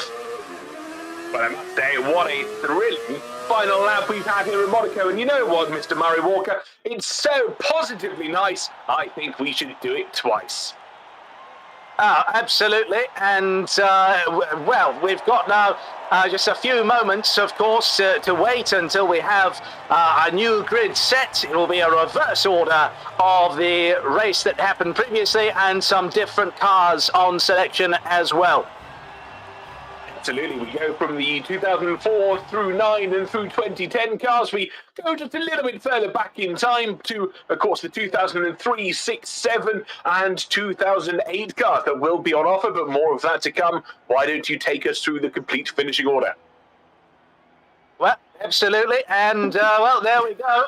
It's Jarno Opmeer who wins ahead of Lolly Nova, Marcel Kiefer, Alex Gillen, Razin Chai, Quads, Timet Marduk, Arav, then Tom, Brendan Lee, Tuki, Ricky 03, Tom 97, Hayden Gullis, and then to finish out the order, it is GB, Pondon, Only Vic, Fabio, and then it is Matt 2-on-2, and Miraki finishes out this session as the only disqualification.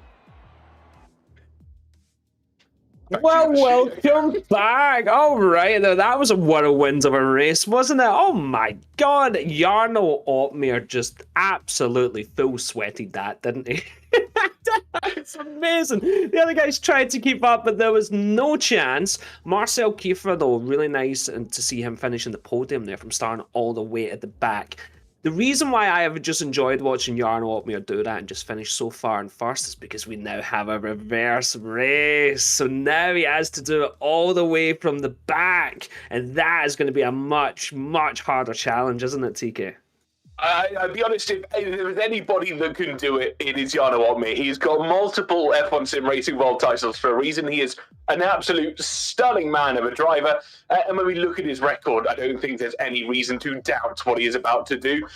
The question will be is to how we deal with all of this. How is everybody else figuring out? Yeah, 100%. I loved the Creator Series effort to slow him down there. That was awesome. That is what I want to see. They were like, nope, you're not finishing this, but I cannot believe, like, it's a clip, right? That's a clip for Jarno. You've got some of the best content creators trying to stop him, and he just ran through them like they weren't there, right, Murray? Yes, absolutely. Whatever you said, I agree with it. I'm definitely not roasting to death in this room. I love it. Yeah, no, so basically, if you're just kind of coming in, what this is the Historic Creator Series event. This is a one-off event between seasons where we are back on F1 2020 and we are doing Monaco. That's obviously the weekend where they're doing the real historic Monaco race, so it's obviously what we're doing today. And it's just so cool to see some of these new names in the series, isn't it, TK?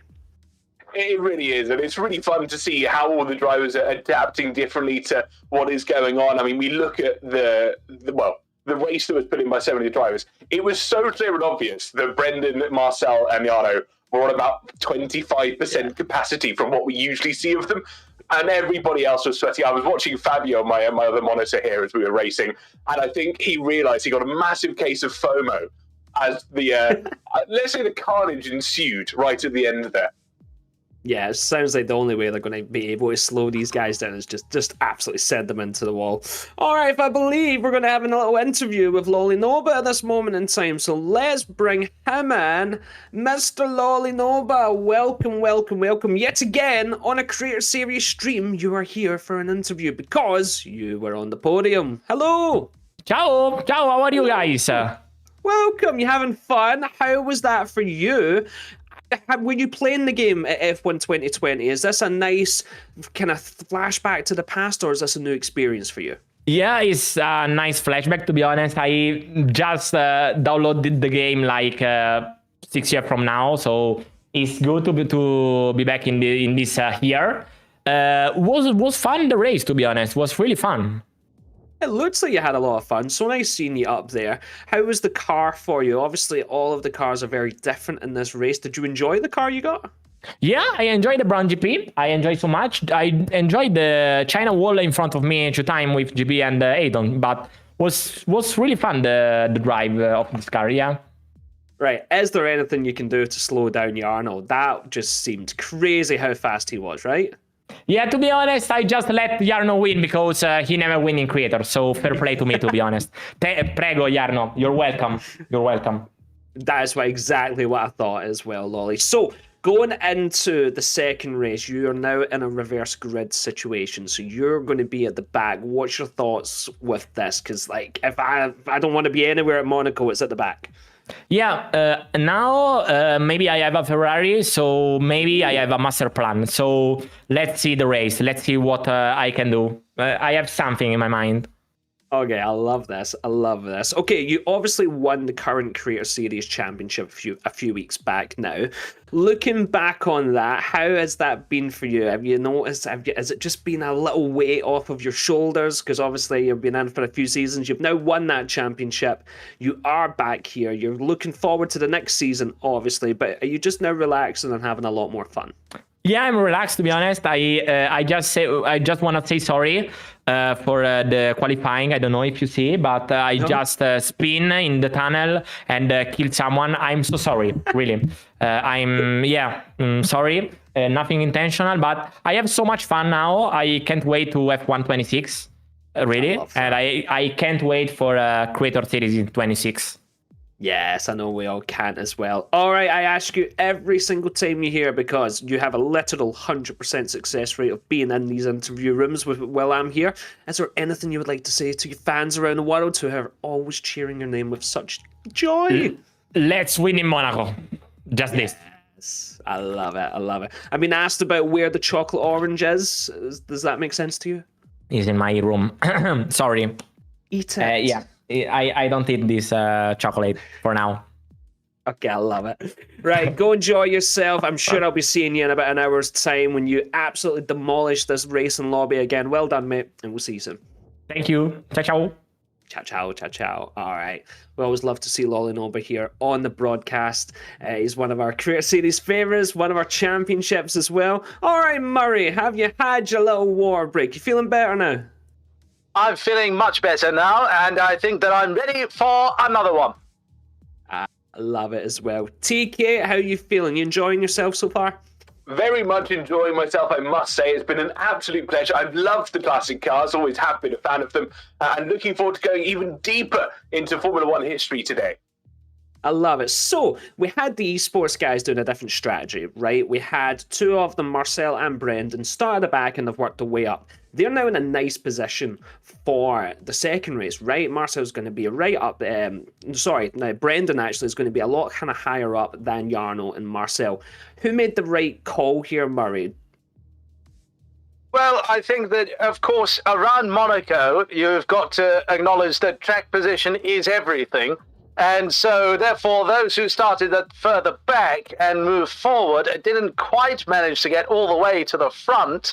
They are the ones who are going to be in a better position to then start this reverse grid that little bit further forward compared to the race winners.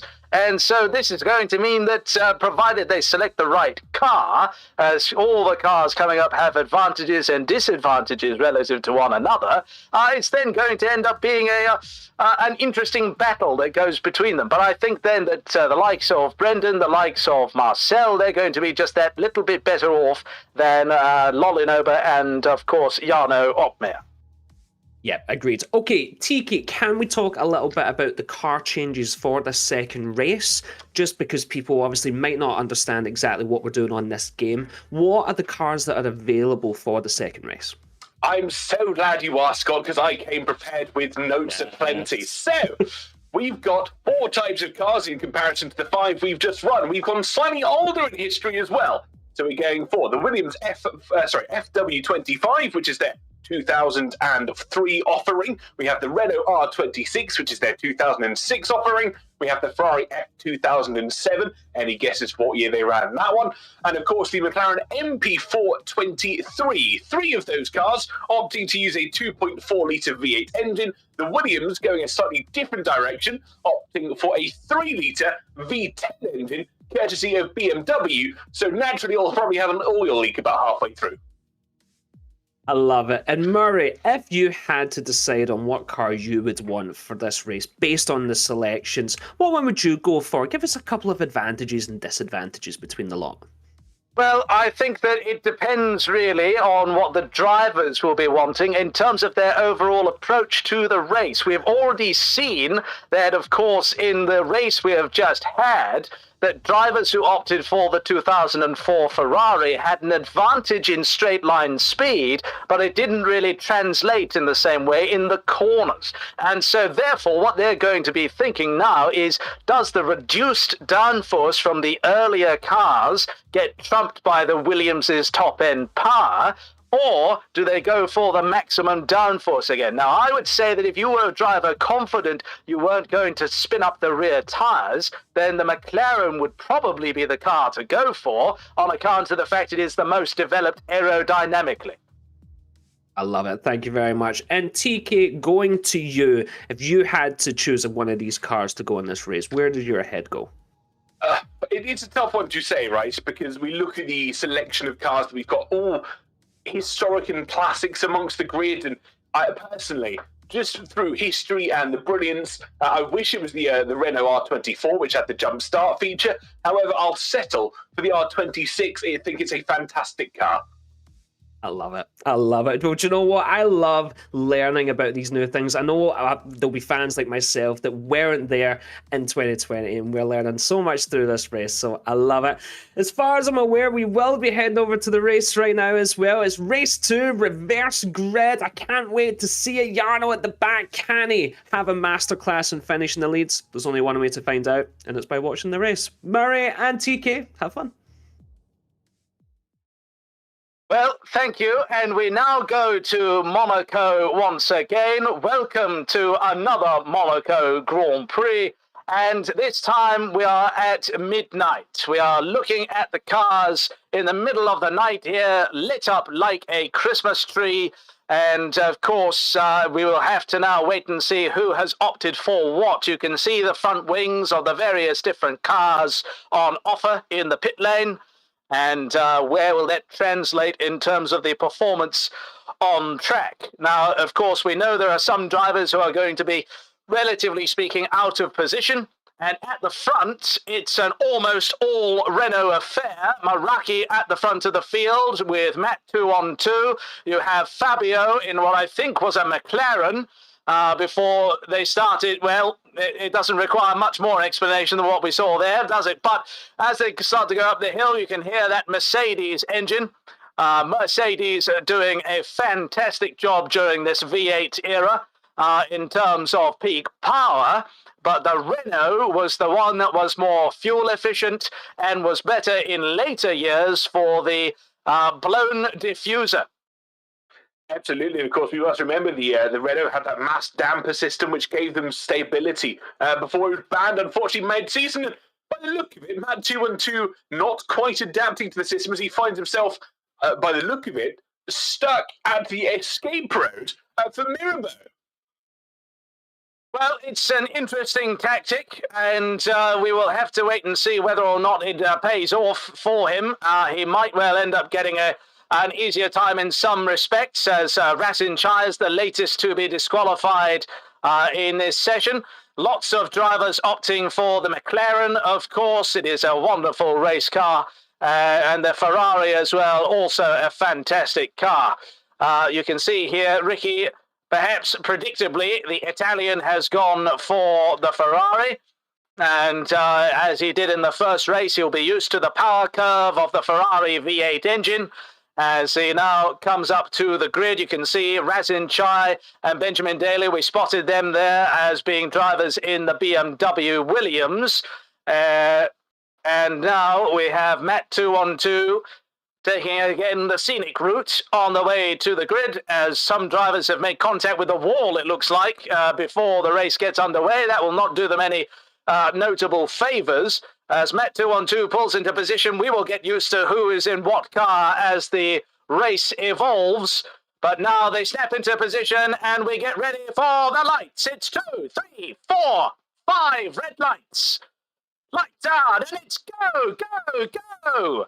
Here in Monaco, and a bit of wheel spin off the line for Fabio. I was saying before, if you could keep the rear tyres under control, then the McLaren would be a good car. And as it is, he's lost the place to Pondon off the start. And we have yellow flags down at the back as Arab seems to be at the back of the field right now with Tom 97. Oh, and contact! Enormous collision. It's happened immediately on their way through Massenet and into Casino Square. More lock-up smoke from the tyres as now the cars come around into the Lowe's hairpin. We've got Hayden Gullis in view at the moment, and he's now fighting hard with Brendan Lee in the 2007 Ferrari, and now, of course, the pair of them tucked up behind Only Vic in the Renault. At the moment, Only Vic trying to hold on as best she can down towards the Nouvelle Chicane, and the Ferrari of Tom 97 doing everything it can to try and catch up to our front two. But look at the bundle of cars as they make their way through this section of corners, and Brendan Lee just finding comfort in the 2007 Ferrari as Tom makes his way past, quite actually driving the Renault.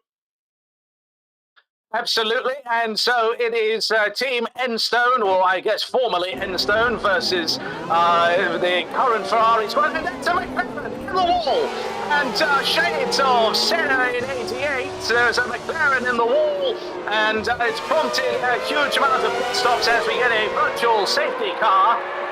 In the pits then is Razin Chai, Ricky 03, Tuki, Lolinova, Only Vic and Pondon, we believe, or Pondon now going into the pits, Only Vic continuing out on the circuit.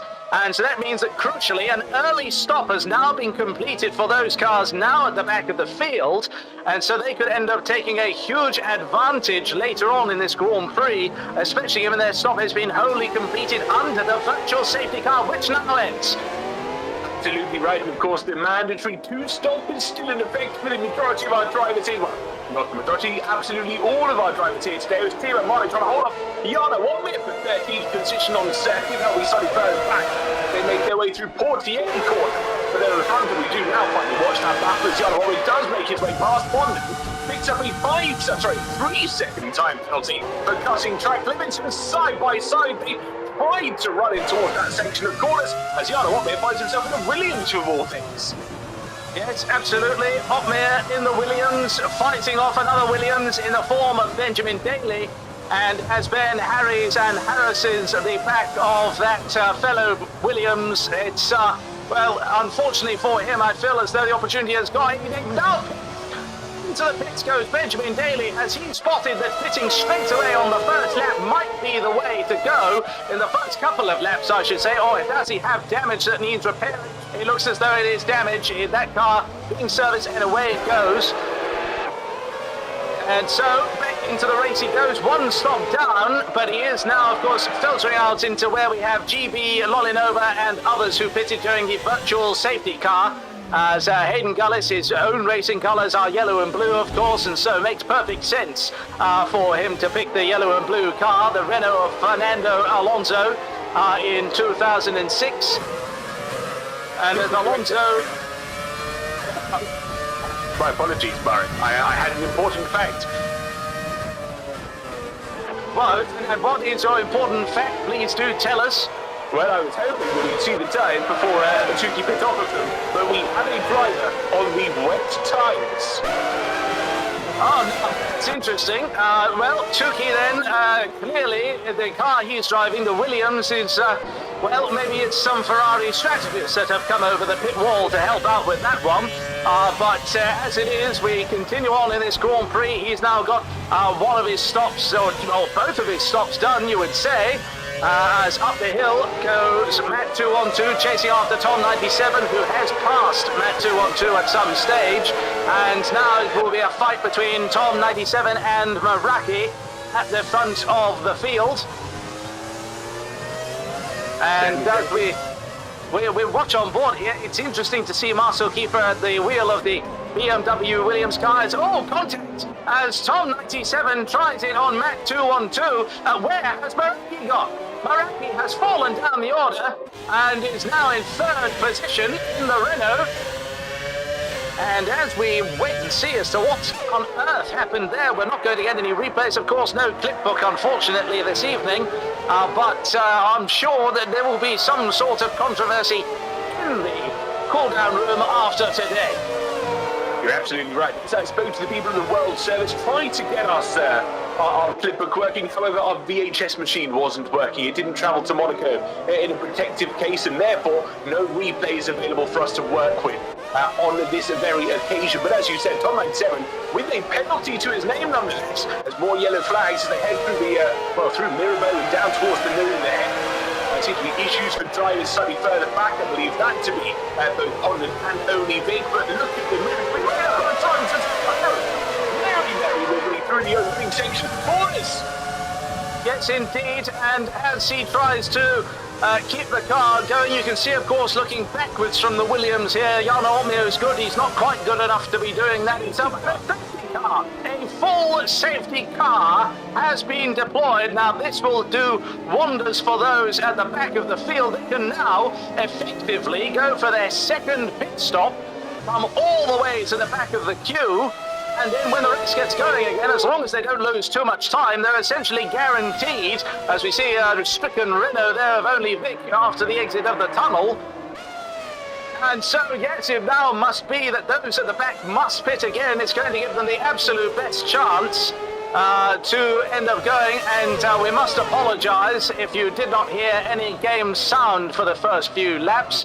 But it's something which we have now hopefully corrected, and you should hear the wonderful sounds of the 2.4 litre V8s and the 3 litre V10s singing through your headphones or speakers. And if they are going through your speakers, then hello Alexa, order 5 cartons of milk. Well, what's an Alexa, first and foremost? I have absolutely no idea whatsoever. But secondly, I can only apologise here, Murray. I forgot to plug in the XLR cables for the circuit microphones. So unfortunately, we could hear them out of our commentary box. I'm sure you could probably hear the faintest of engine sounds from our microphones. Alas, the ones that are dotted around this Monaco circuit, unfortunately, didn't play ball for the time being. I found the cable, plugs it back in. It made a lovely vibrating noise, and now we have audio again. I'm slightly concerned when it comes to your vibration interest, but we will park that to one side for the rest of the broadcast. We've got cars now starting to arrive at the safety car.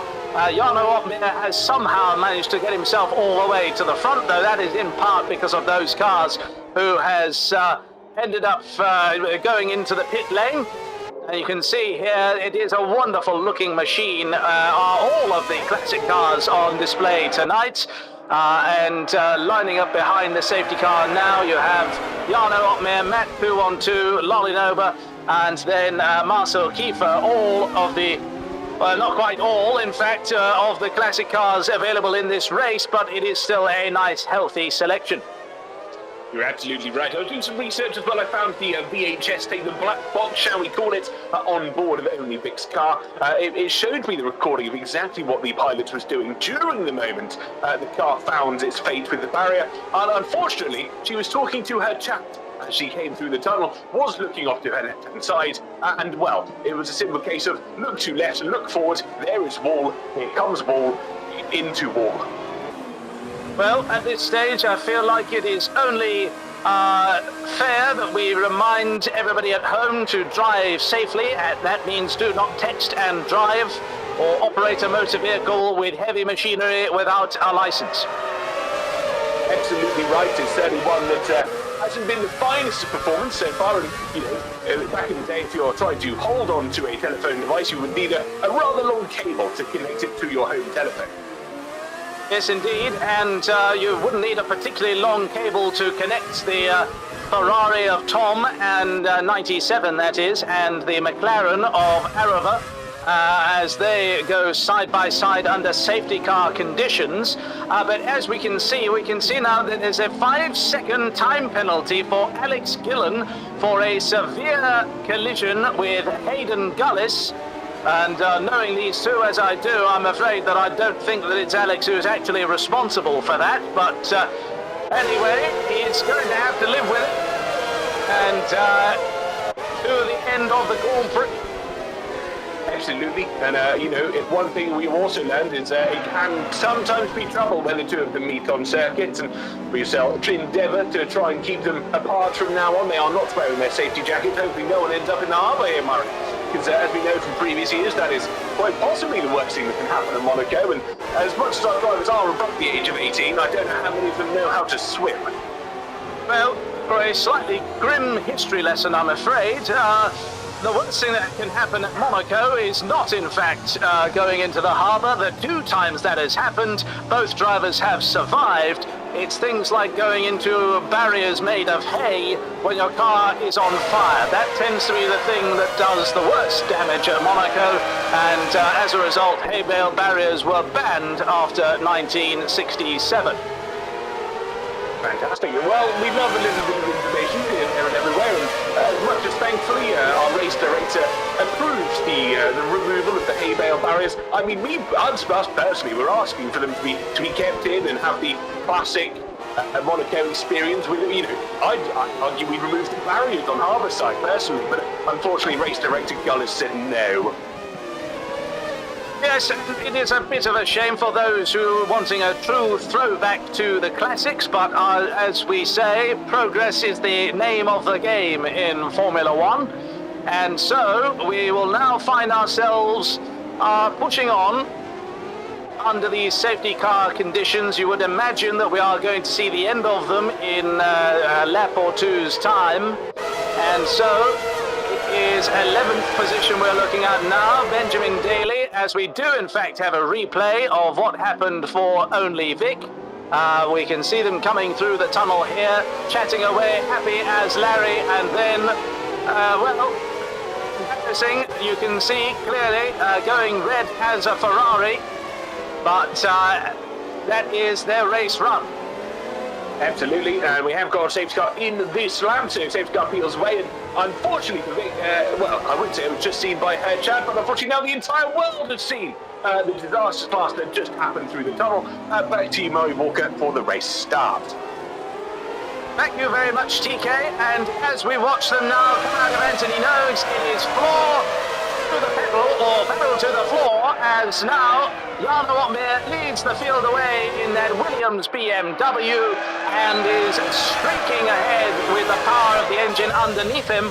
And meanwhile, it's a scrap behind between Meraki and Arava, but now around the outside in Matinee, got it completed in Casino Square. Tom 97 in the 2007 Ferrari drives for the inside and gets the move done in Mirabeau, cuts across the front there. He says, "You're not going past me there, sunshine," to Meraki. And as Jake is forced backwards, it's now Tom 97 back into 6th position.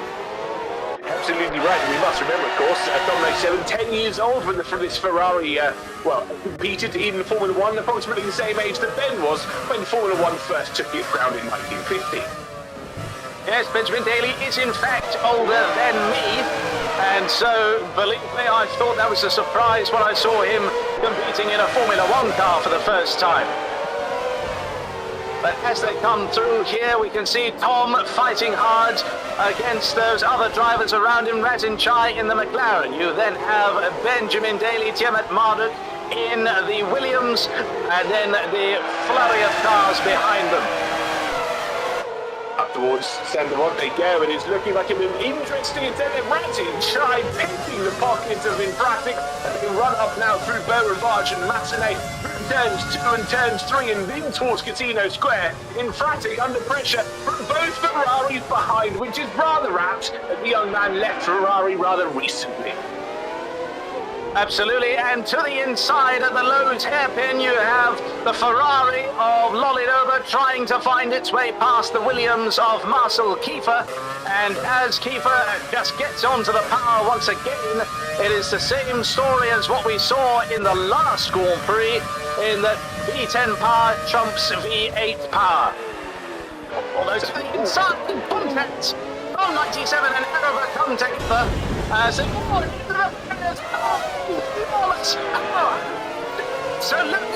catastrophic. Poor old Tom 97, he doesn't compete to pit again, and the safety cars come out. Now, anyone who's completed 2 stops already can now cycle to the front of the field.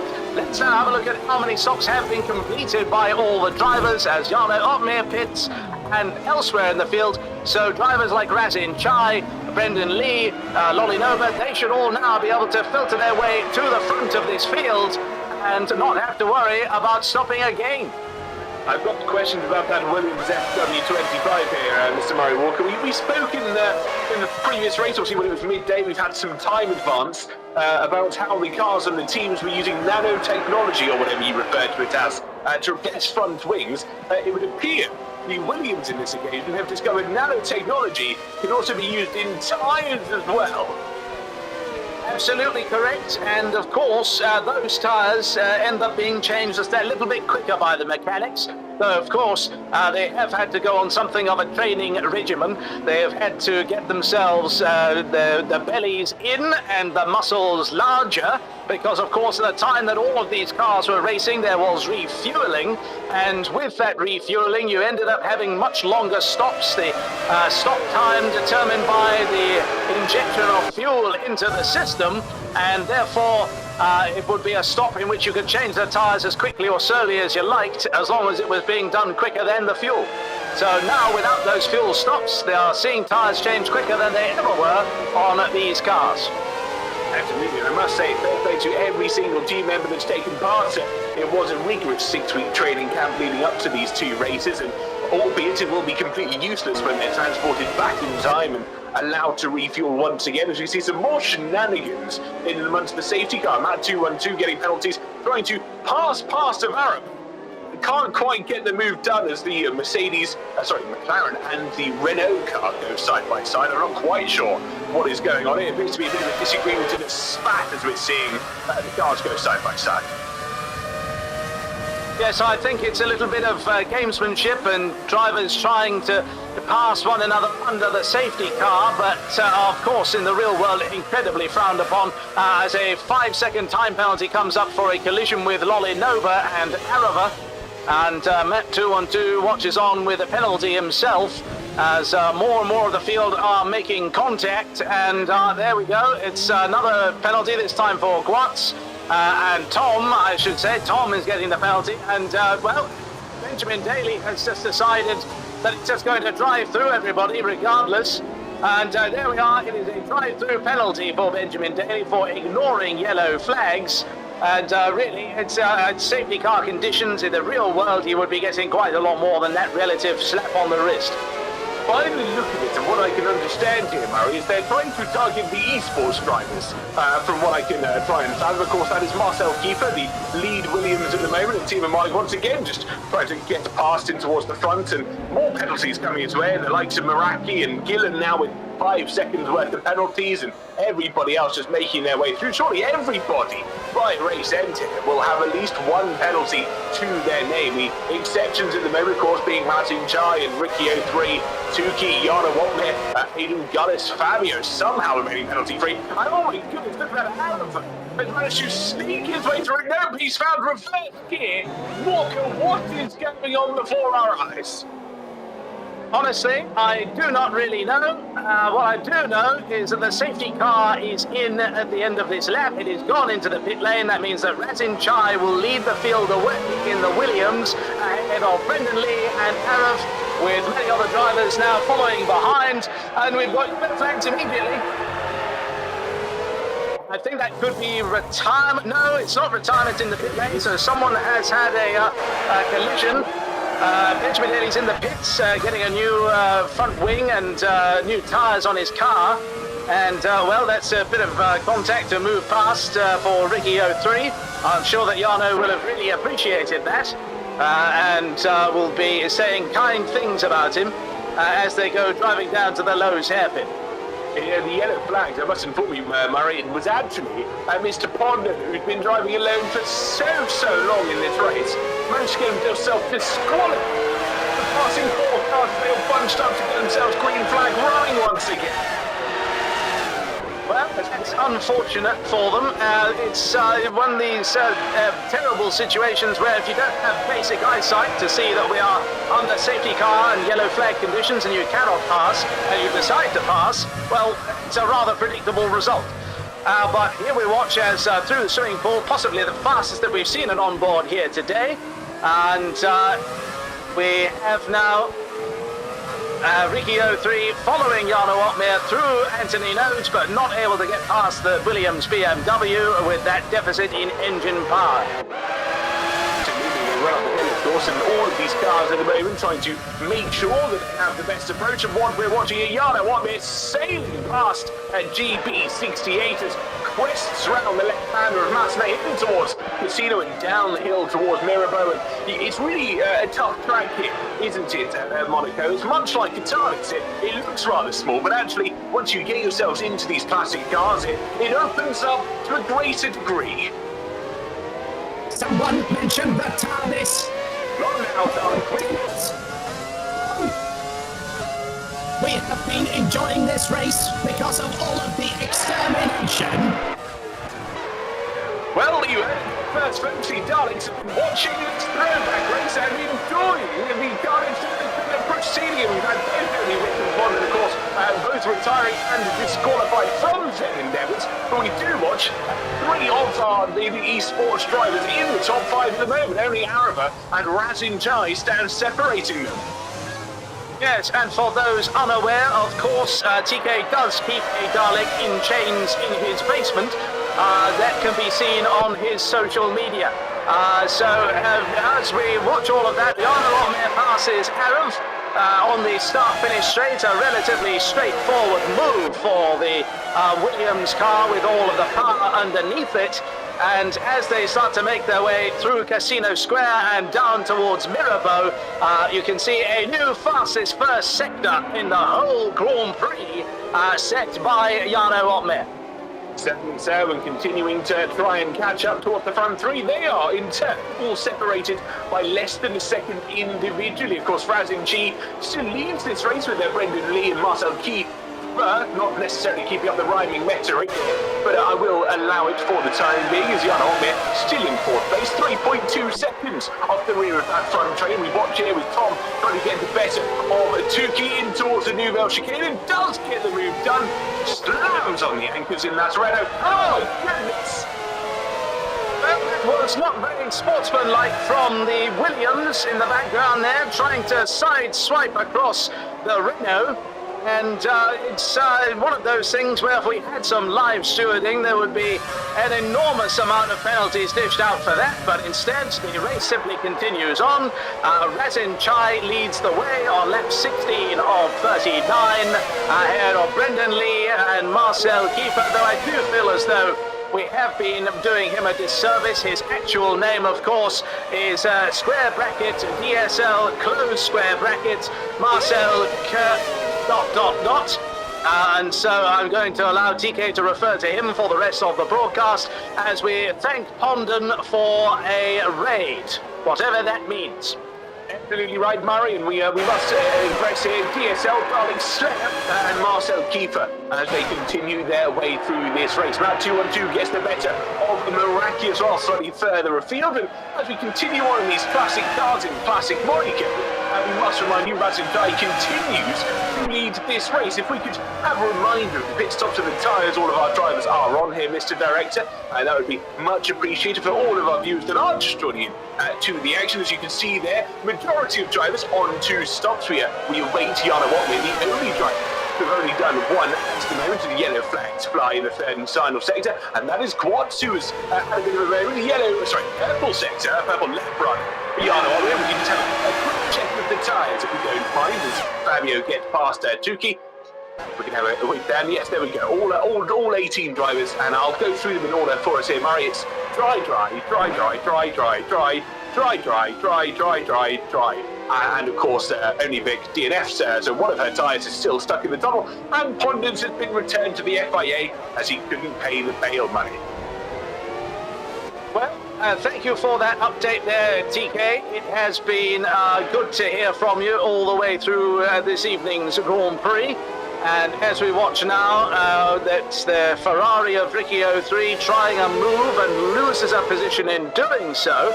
And Hayden Gullis then is the car immediately behind him to the tune of 1.8 seconds. A lot more penalties being dished out in this Grand Prix. As now another raid, this time from only Vic. So thank you, Vic, for the raid.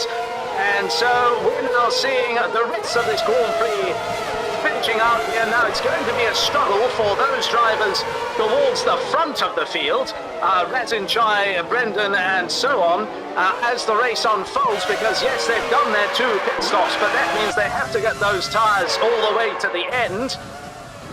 And you can see Jarno Otmir is lingering in the mirrors of those cars in front, the Ferrari and another Williams of Marcel Kiefer. Brendan Lee in the Ferrari, of course, is going to be quick in the corners, but is not going to have that speed on the straights.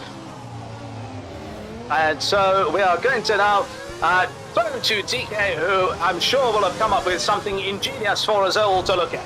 Well, I'm curious here, actually, Daniel. I'd like to, Mr. Murray Walker, I'd like to just pay a comparison between this race that is currently going on and the classic or more natural creator series race that happens on modern day platforms. And that comparison will be is that Razin Chai does not like what's in his mirrors at the moment.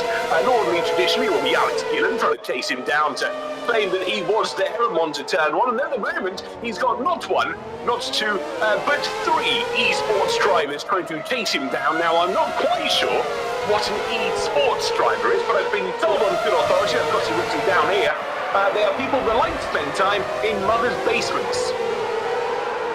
Absolutely. Well, let's now see. There's a huge amount of cars now all building up behind one another in this sector of the circuit. You can see Hayden Gullis in the Renault, Tom in the other Renault that is now in front. And behind it is then Lolinova, Alex Gillen, and Infratic, or rather it's Ricky 03, I should say. And as they go chasing after one another, it was very close in the racecast, but they seem to split out now on the run up the hill towards Massenet. And as they go round, it's Ricky 03 we're looking at now behind Gillen and Lolinova, with then Hayden Gullis just a little bit further up the road, and in fact now making a move on Tom. So Hayden up into 7th position. And back down into 8th position. The 2 Renaults going side by side. Is this more of what we saw last time, or is Hayden genuinely fighting Tom?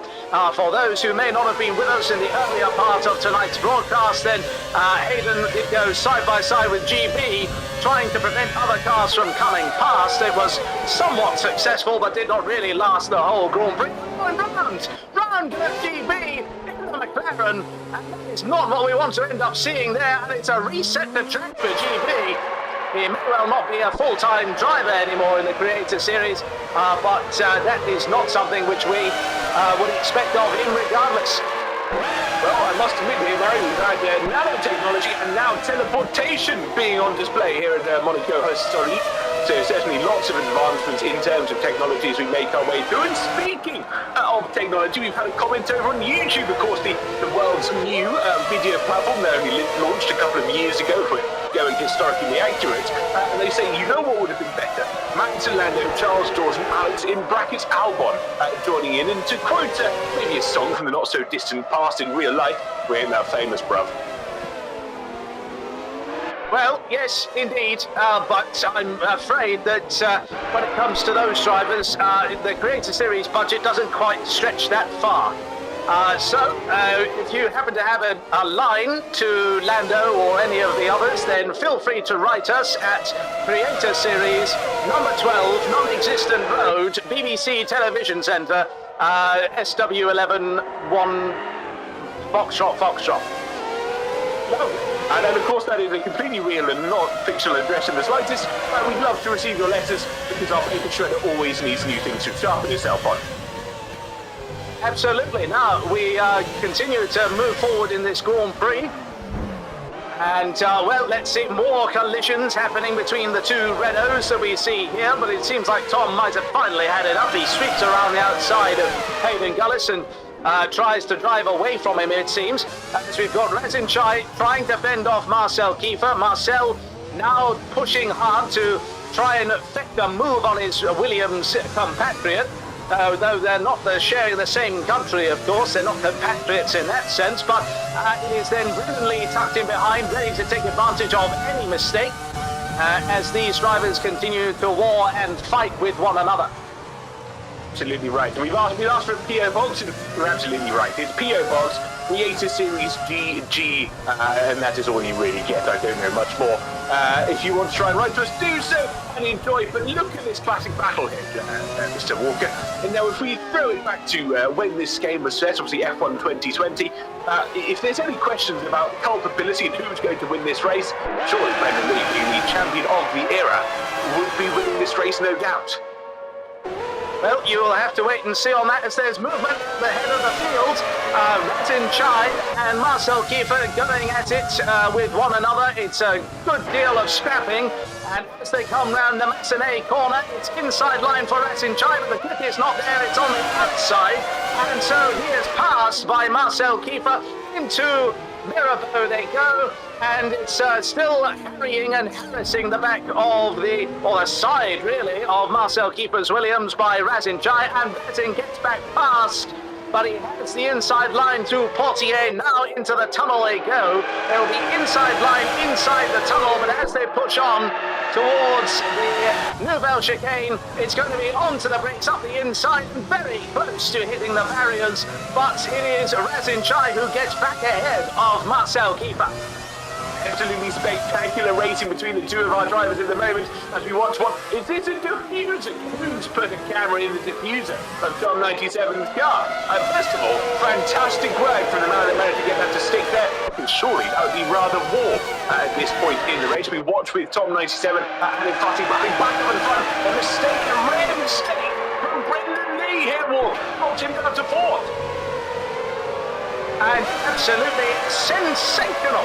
It's now a BMW Williams 1, 2, 3 in a quite a lot of BMW Williams field. And as we watch them continue on, clearly that gamble of engine power versus low aerodynamic grip or high aerodynamic grip in the competitor cars on this occasion, unlike the 2010 and 2009 cars versus 2004, the equation seems to be working out for these V10 cars, and it's such a good thing because, of course, we then get treated to the fantastic noise of the V10s whenever we look at the battle for the lead. Oh, into the wall! Cookie strikes the barrier after being clipped by the McLaren in front. And he's not going to be particularly happy about that. That will necessitate another pit stop for him. And so that will take his day from bad to worse. Certainly will, and two McLaren scrapping it out as well. GB and Fabio going side by side through the tunnel. We saw just a couple of laps ago how well this ended for GB in this very particular corner, the Nouvelle chicane. This time managed to get it turned in, avoids the barrier on the left-hand side, of which he did really flips the rear left tyre. And Fabio will have to settle for 12th place at the moment, but I have a feeling that it will not be for long. We know Fabio, he is the lion, and we know the lion that does not sleep tonight. No, absolutely not. And if it does, then it'll be a whim away, etc. So, we now look at the battle at the front of the field. It is Jarno Opmeer now into second position, ahead of Marcel Kiefer. We must have missed that, but he has been able to make it work. And now, he is chasing hard after Razin Chai. Razin has been defending from one F1 esports driver, yes, but now he has to defend from a three-time champion who gets the rear end out. And now Marcel Kiefer will draw alongside into Tabak and passes Jarno Opmeer. And it continues to be a Williams 1, 2, 3, but they are in fact now in a different position versus what they were half a lap ago. I had heard that Marcel Kiefer likes to make advances when Jarno Opmeer gets his rear out, but unfortunately in this case it made Opmeer demote himself down to third place. Pit stops again though. Jarno Opmeer deciding his tyres are in an unacceptable condition and into the pits for his second and final time. Yes, those phase change materials on display once again here in this Grand Prix. I believe he was the last driver who needed to do a pit stop, but of course some drivers may pit again for other stops, and you can see their confirmation of that. Everyone has now done a two-stopper that is required by the rules this evening.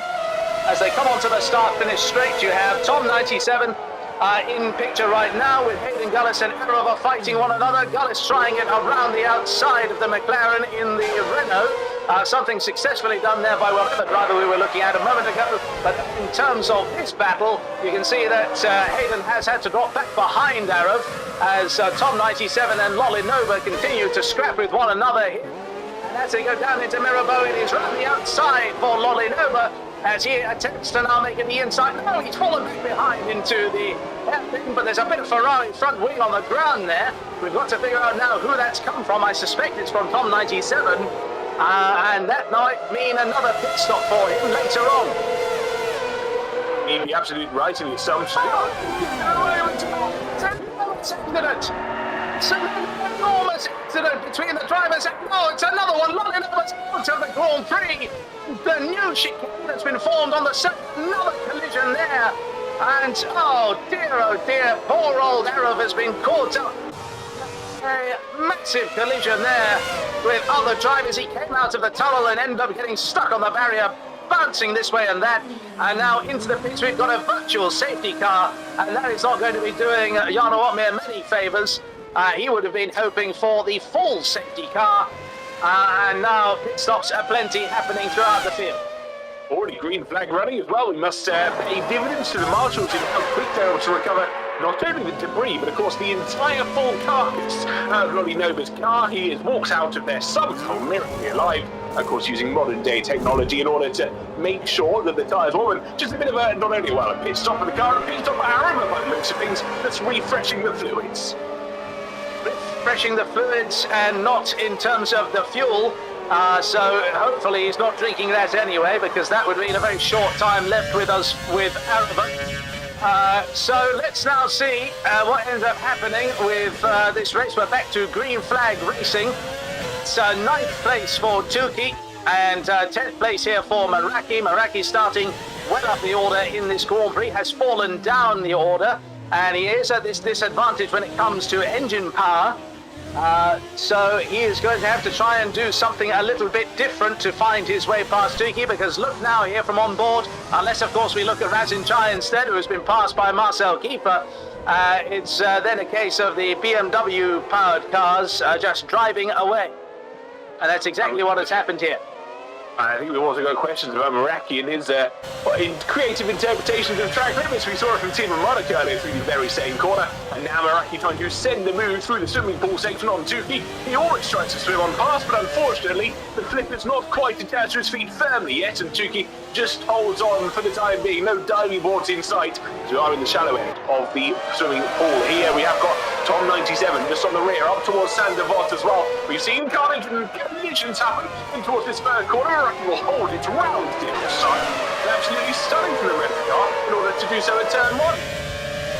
Absolutely incredible car control, going for a move up the inside, not unlike what we saw from Max Verstappen in the first, and it's another virtual safety car with Tom 97 passing Tukey, and will have to give the place back. He does so dutifully, and now he might even have to give a place to Meraki. He does.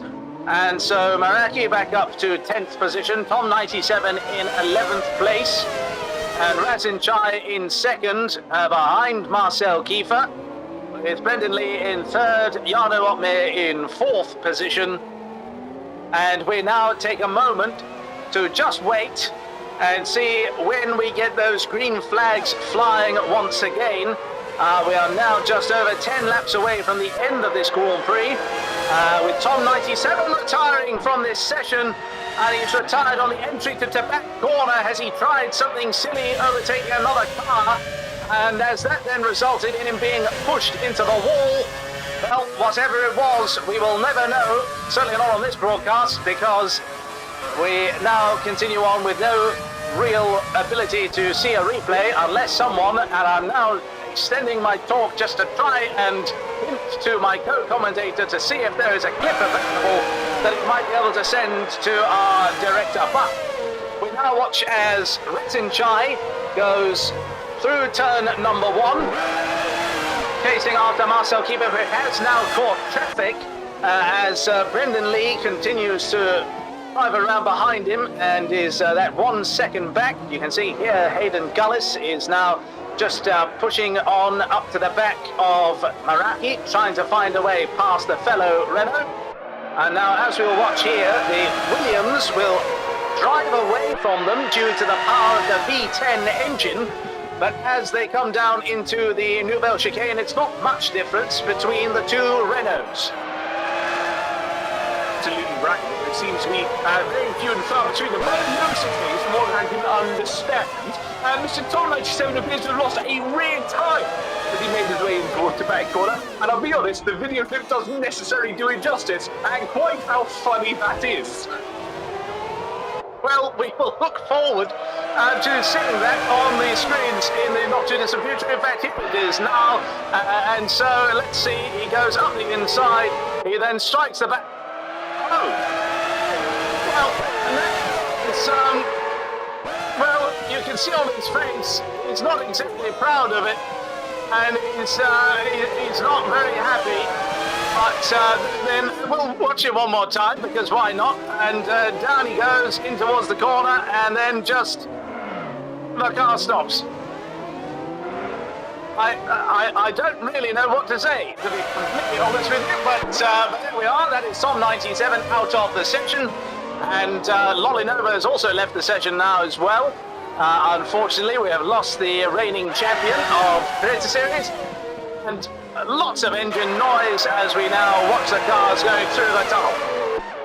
Absolutely right. I'm going to go back and see if I can find out from Hayden Gullis' point of view that might give us just a little bit more clarity in terms of what exactly happened. Because I'll be honest, Tim Murray, I don't have a Scooby-Doo as to what we just saw.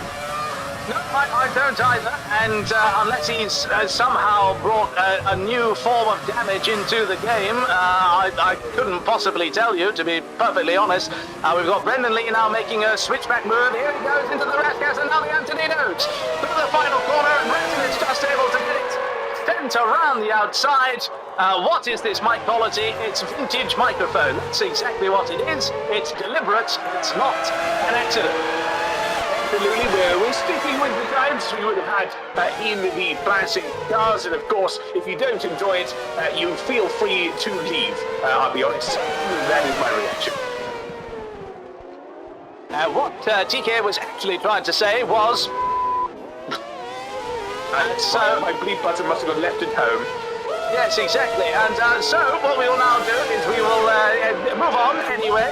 And we do have another perspective on the crash to see. We'll get that loaded up for you in the not too distant future. and we'll watch it from the perspective of Hayden Gullis. And it seems as though it was just a small tap with the barrier for the rear right corner. We will end up seeing that now.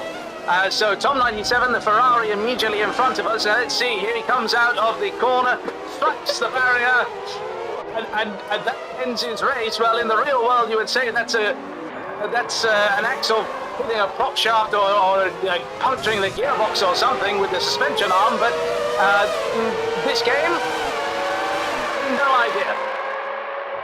You're absolutely right. It would be the essentially discombobulation of the suspension arm, and rear right tyre saying no part of meeting his good friend Barry R. Tom 97, of course, well into the out of this race and goes for a fresh warm shower as Meraki tries to get the better of it. It's going to be Hayden Gullis. He wants in on the action as well. We are in a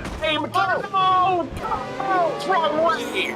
Round. He goes around and he's pushed round by one of the cars in the field. And it's been absolute calamity for the 2 times Creator Series champion. Well, that is not the way the Meraki would like to be. I wish if you go watch his stream on justin.tv/Meraki, the expression on that young man's face could paint a picture, I can tell you, Murray. Well, I suspect that hand may have been raised at some point, and I'm sure that we will end up getting a clip of that some stage. There's something that has been suggested in one of the chats, which we won't repeat, but there we are. We've now got GB on picture in the McLaren. No Aston Martin saw him to drive at this point in Formula One history, of course, as he comes. He wasn't expecting that. He wasn't expecting the Renault to be so close to him as he came out of the exit of Saint-Devant. And as he comes through Massenet and into Casino Square, we're riding on board now with Tukey, who sits just ahead of GB at this point in time. And as they come down into Mirabeau, you can see then it's all of these absolutely wonderful, beautiful Formula One cars making their way through one of the greatest and most beautiful circuits on the calendar. Absolutely right. I've just sent us, I rated a VHS tape of Meraki's incident. If we can watch that until Portier, you'll see the face that I'm on about. It is, I'm trying to describe it in a slightly different manner. It is the face of hysterics. One of the funniest I think I've seen it. Like Brendan Lee. Call that creative interpretation of track limits there, Murray, but I don't think there's much creativity in just straight lining the chicane. Well, I think that it's a little bit of leeway needs to be given to him, but we now watch about 5 pixels showing us what happened with Jake. He goes down into the corner, all smiles, and then, well, it's still a smile, but it's one that is rapidly fading, like chalk on the pavement when the rain comes down. And as he now starts to drive on through Portier, you can see there is a smile, but the eyes are not smiling. And there it goes. It is a face of disappointment. And he's going to be rather upset after that one, I'm sure. I would be as well. Oh! What happened? I assume the car that is abandoned down the exit of turn 1, surely. It's to be the young man 2I and 10 as he seems to round the barrier at the exit of the first corner. And absolute heartbreak for him as we come through that first corner. His car disappears from existence right before we get there with Benjamin Daly, the Williams driver somewhat forgotten about in this particular Grand Prix. And as we continue to watch then, we've got these drivers pushing the limits, pushing as hard as they possibly can. And you have Razin Chai here still fending off the challenge from Brendan Lee. Jarno Opmeer has made a mistake, I think, has dropped an enormous amount of time to Brendan. He had been very close, challenging him for position, of course, and then he is now finding himself 12 seconds further back. Absolutely. Jarno Opmeer, of course, still stood in 4th, but 2 out of our 3 esports champions, or esports drivers, so I've corrected myself and I must apologise. 2 of our 3 esports drivers are up in the top 3, and of course, Razin Chai looking, It's an enormous moment around Massenet and Casino Square. Meraki trying to find his way past Alex Gillen using the barrier, but it's not really worked for him, you would have to say, and then struggled. So I think he may have forgotten that there is damage in this session, and so the result entirely predictable.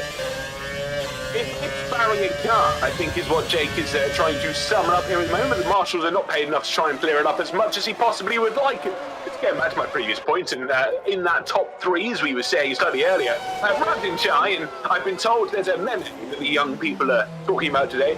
Razin Chai looking somewhat like a polar bear in Texas. Well,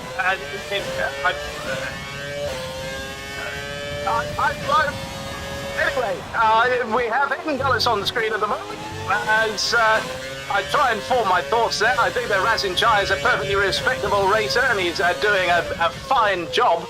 But he does have a bit of helping hand in defence in the form of that BMW engine. And as we watch here with Hayden, he is taking that Renault to the limit, or as close to the limit as Hayden is capable of doing. And through the Lowe's hairpin he goes, the mass damper, if it's being simulated in the game, providing an easier ride over the bumps for him. And we're now getting a question as to how many penalties are throughout the field. It's 5 seconds for Marcel Kiefer with only a few laps to go. If Razin Chai can keep within touching distance, he could find himself winning this Grand Prix. He certainly could, and of course I was expecting that penalty to be 3 seconds, so 2 additional seconds. We have got Jan stopped and through to back, and I do wonder how much of this could be trying to eke out a safety car here, Murray. I think that it would be a moment in which we would see a lot of drivers complaining. Of course, standard CS rules mean that you can't just cause a safety car without there being an incident, or at least without retiring your car yourself, which is what Jake may have just done. Okay. So he has now retired. You can see just down in the bottom left of the screen. And now you've got Jarno also stopping in that area of the circuit. And, well, on a fellow driver, surely. They have run out of safety cars, so he can afford to take it just that little bit more seriously. But as it is, he's not under major threat here, because Benjamin Daly behind him has penalties, Jarno does not. And so we continue on in this Grand Prix. We have just the current lap and then 2 more after it. GB has also retired from the session. This is now becoming a thinner and thinner grid, though not quite as thin as the hair on some of our drivers. And as we now watch them go through the swimming pool chicane, we have Alex Gillen on our screens in the McLaren. He comes down into the Rascat. He is on his own at the moment, but he is rapidly catching Tom in front in the Renault. And Brendan Lee then is the next driver we take a look at. He goes chasing up the hill after Razin Chai. There is, of course, a 5-second time penalty for Brendan as well. So Razin's not under major threat from behind, unless he makes a mistake somewhere around the lap. Absolutely, and certainly not out of contention. We've still got a lap and a half to go here in Monaco, and if Razin's driving has taught us anything over 12 seasons, makes that 13 seasons nearly of Creator Series over, what is it now, 3 generations of games, make this technically 4 with the introduction of these classic and historical cars. Razin has a tendency to bottle some last-minute wins. Well, at the moment, you can see that Marcel Kiefer is really pushing. He's got the fastest middle sector of the whole Grand Prix, and this is on lap 38 of 39 on dry tyres that are quite many number of laps old. We've, of course, played in Creator Series on F1 22, 23, 24, 25, and now on 2020 as we start the final lap. And with Marcel Kiefer pushing as fast as he possibly can, he has opened up the gap to Razin Chai to now over 5 seconds, so he is doing everything he needs to win this Grand Prix. And TK, it's something which we would like, of course, to see the Creator Series drivers doing well, and second is very well indeed, but it's not looking like victory will be in Razin Chai's hands today. Certainly not at the moment. Of course, if he's able to push that BMW, I've heard maybe slight reports of an oil leak coming from the undercarriage of Razin Chai's car, and that is what's allowing Marcel Kiefer to power his way forward. The car seems to have sagged into the back. Are they slowing down to try to intercept Marcel Kiefer? I think this could be the play. In fact, it could round in a good friend as they get through the ball section. I think we're seeing some interference here from the McLaren car as they hit through the Rascat. I think Fabio is giving his all to try and slow down Marcel Kiefer. Towards the line. Marcel Kiefer crosses the line. We are so close. By the best of margins, Kiefer wins. I think there may have been contact at the very end there between Razin and Brendan. Is why Brendan might be out of the race. It might also be why he's not then able to get time back. But it was a good effort from poor old. Oh well, that's well, Jarno Omnier is finished. He's going to finish on the road behind Benjamin Daly, but he's given him a good whack up the backside.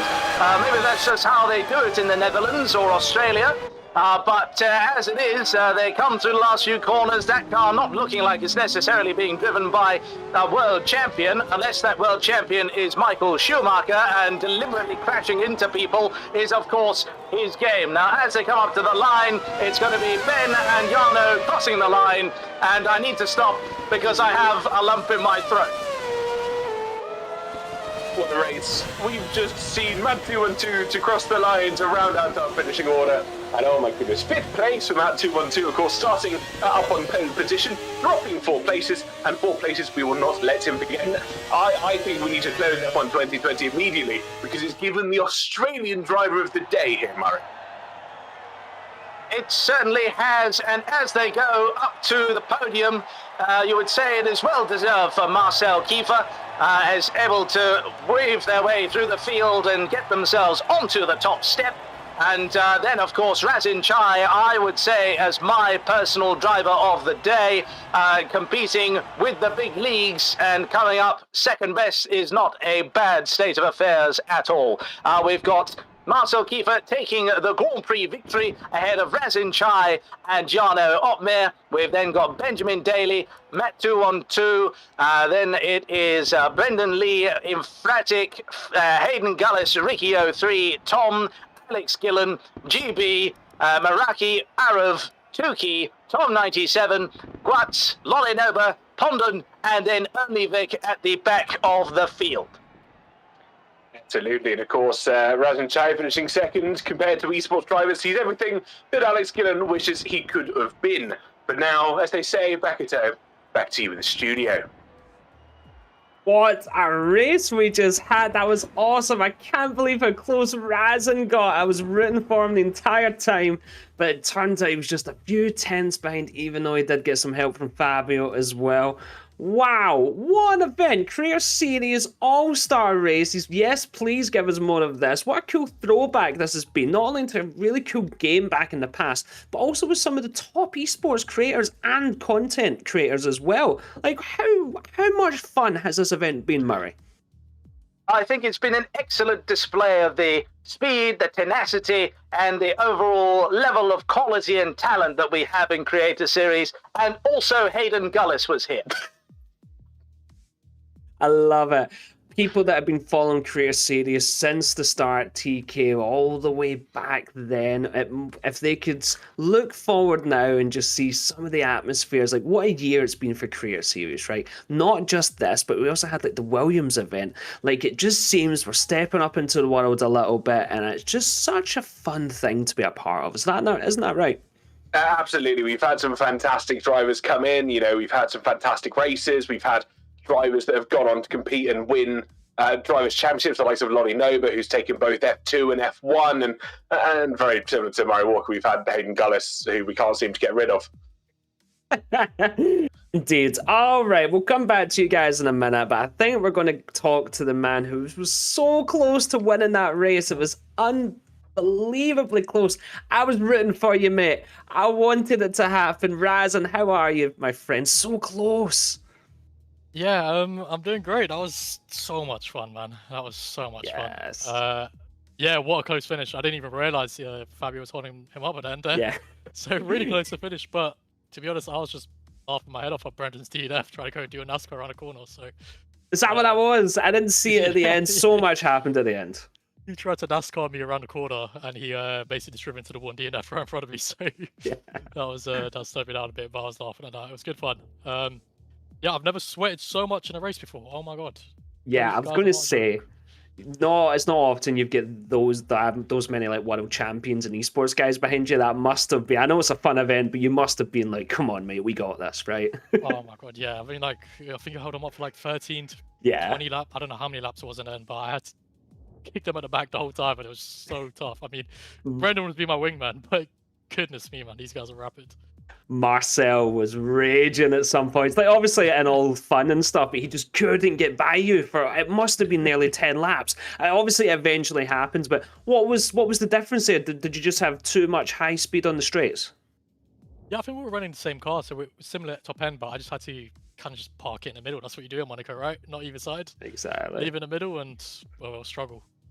I love it. Well, what I was saying to the commentators just before, and like you can acknowledge this and respect this. What a year it's been for Creator Series, right? Stepping up with some of these names. We had the Williams event. We have some top content creators in the world coming in.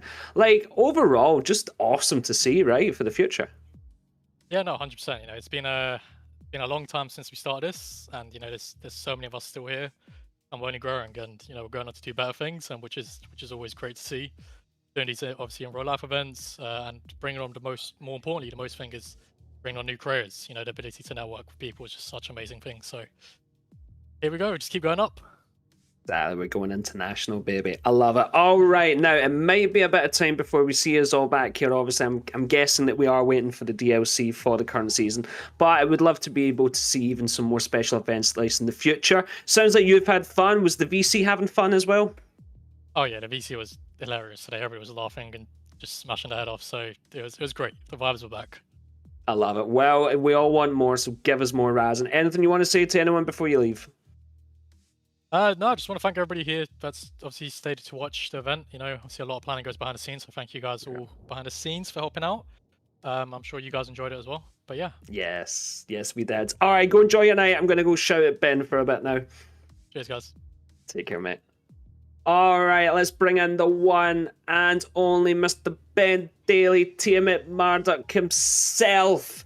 Hello. My friend, how are you doing? Did you have fun F1 2020 Historic Monaco?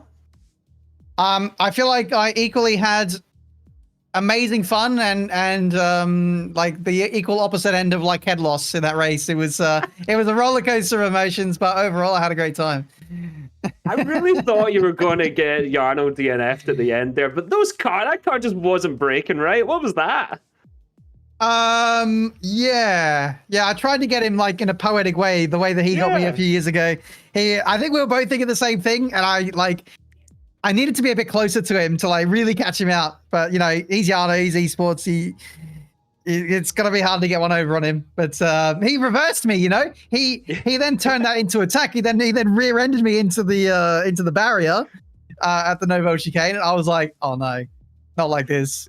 And then he tried again at Raskas, and I don't know how I didn't die.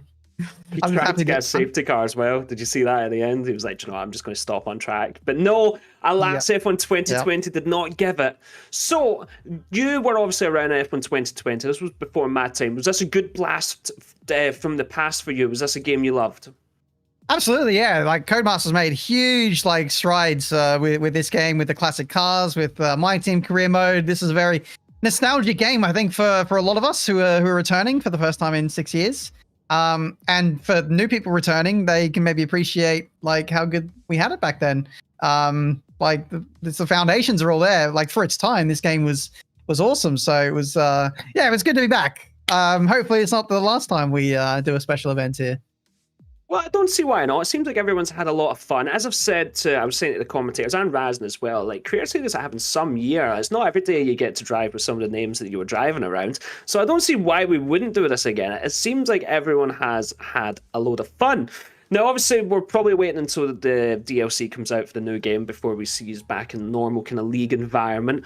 But overall, if we had to sum up this event in one word, Ben, what's it going to be? Chaos. Yeah. Absolute chaos from start to finish. I'm really looking forward to just chilling back, sitting on my TV downstairs later, and just watching everything from the broadcast where it runs POV. It's gonna be awesome. Yes, we'll try and see Razen's ultimate defense on Marcel Keeper for like 10 laps. That was banging, so you'll enjoy that. All right, anything you want to say? Any fans out there before you go? Thanks for tuning in. Yeah, should be a good few weeks before the good few weeks of whatever the hell we do until the DLC comes out. So make sure you stay tuned. And as always, Gillen in the muds. I love it. Gillen in the mud indeed. All right, take care, mate. We'll see you next time. So guys, peace.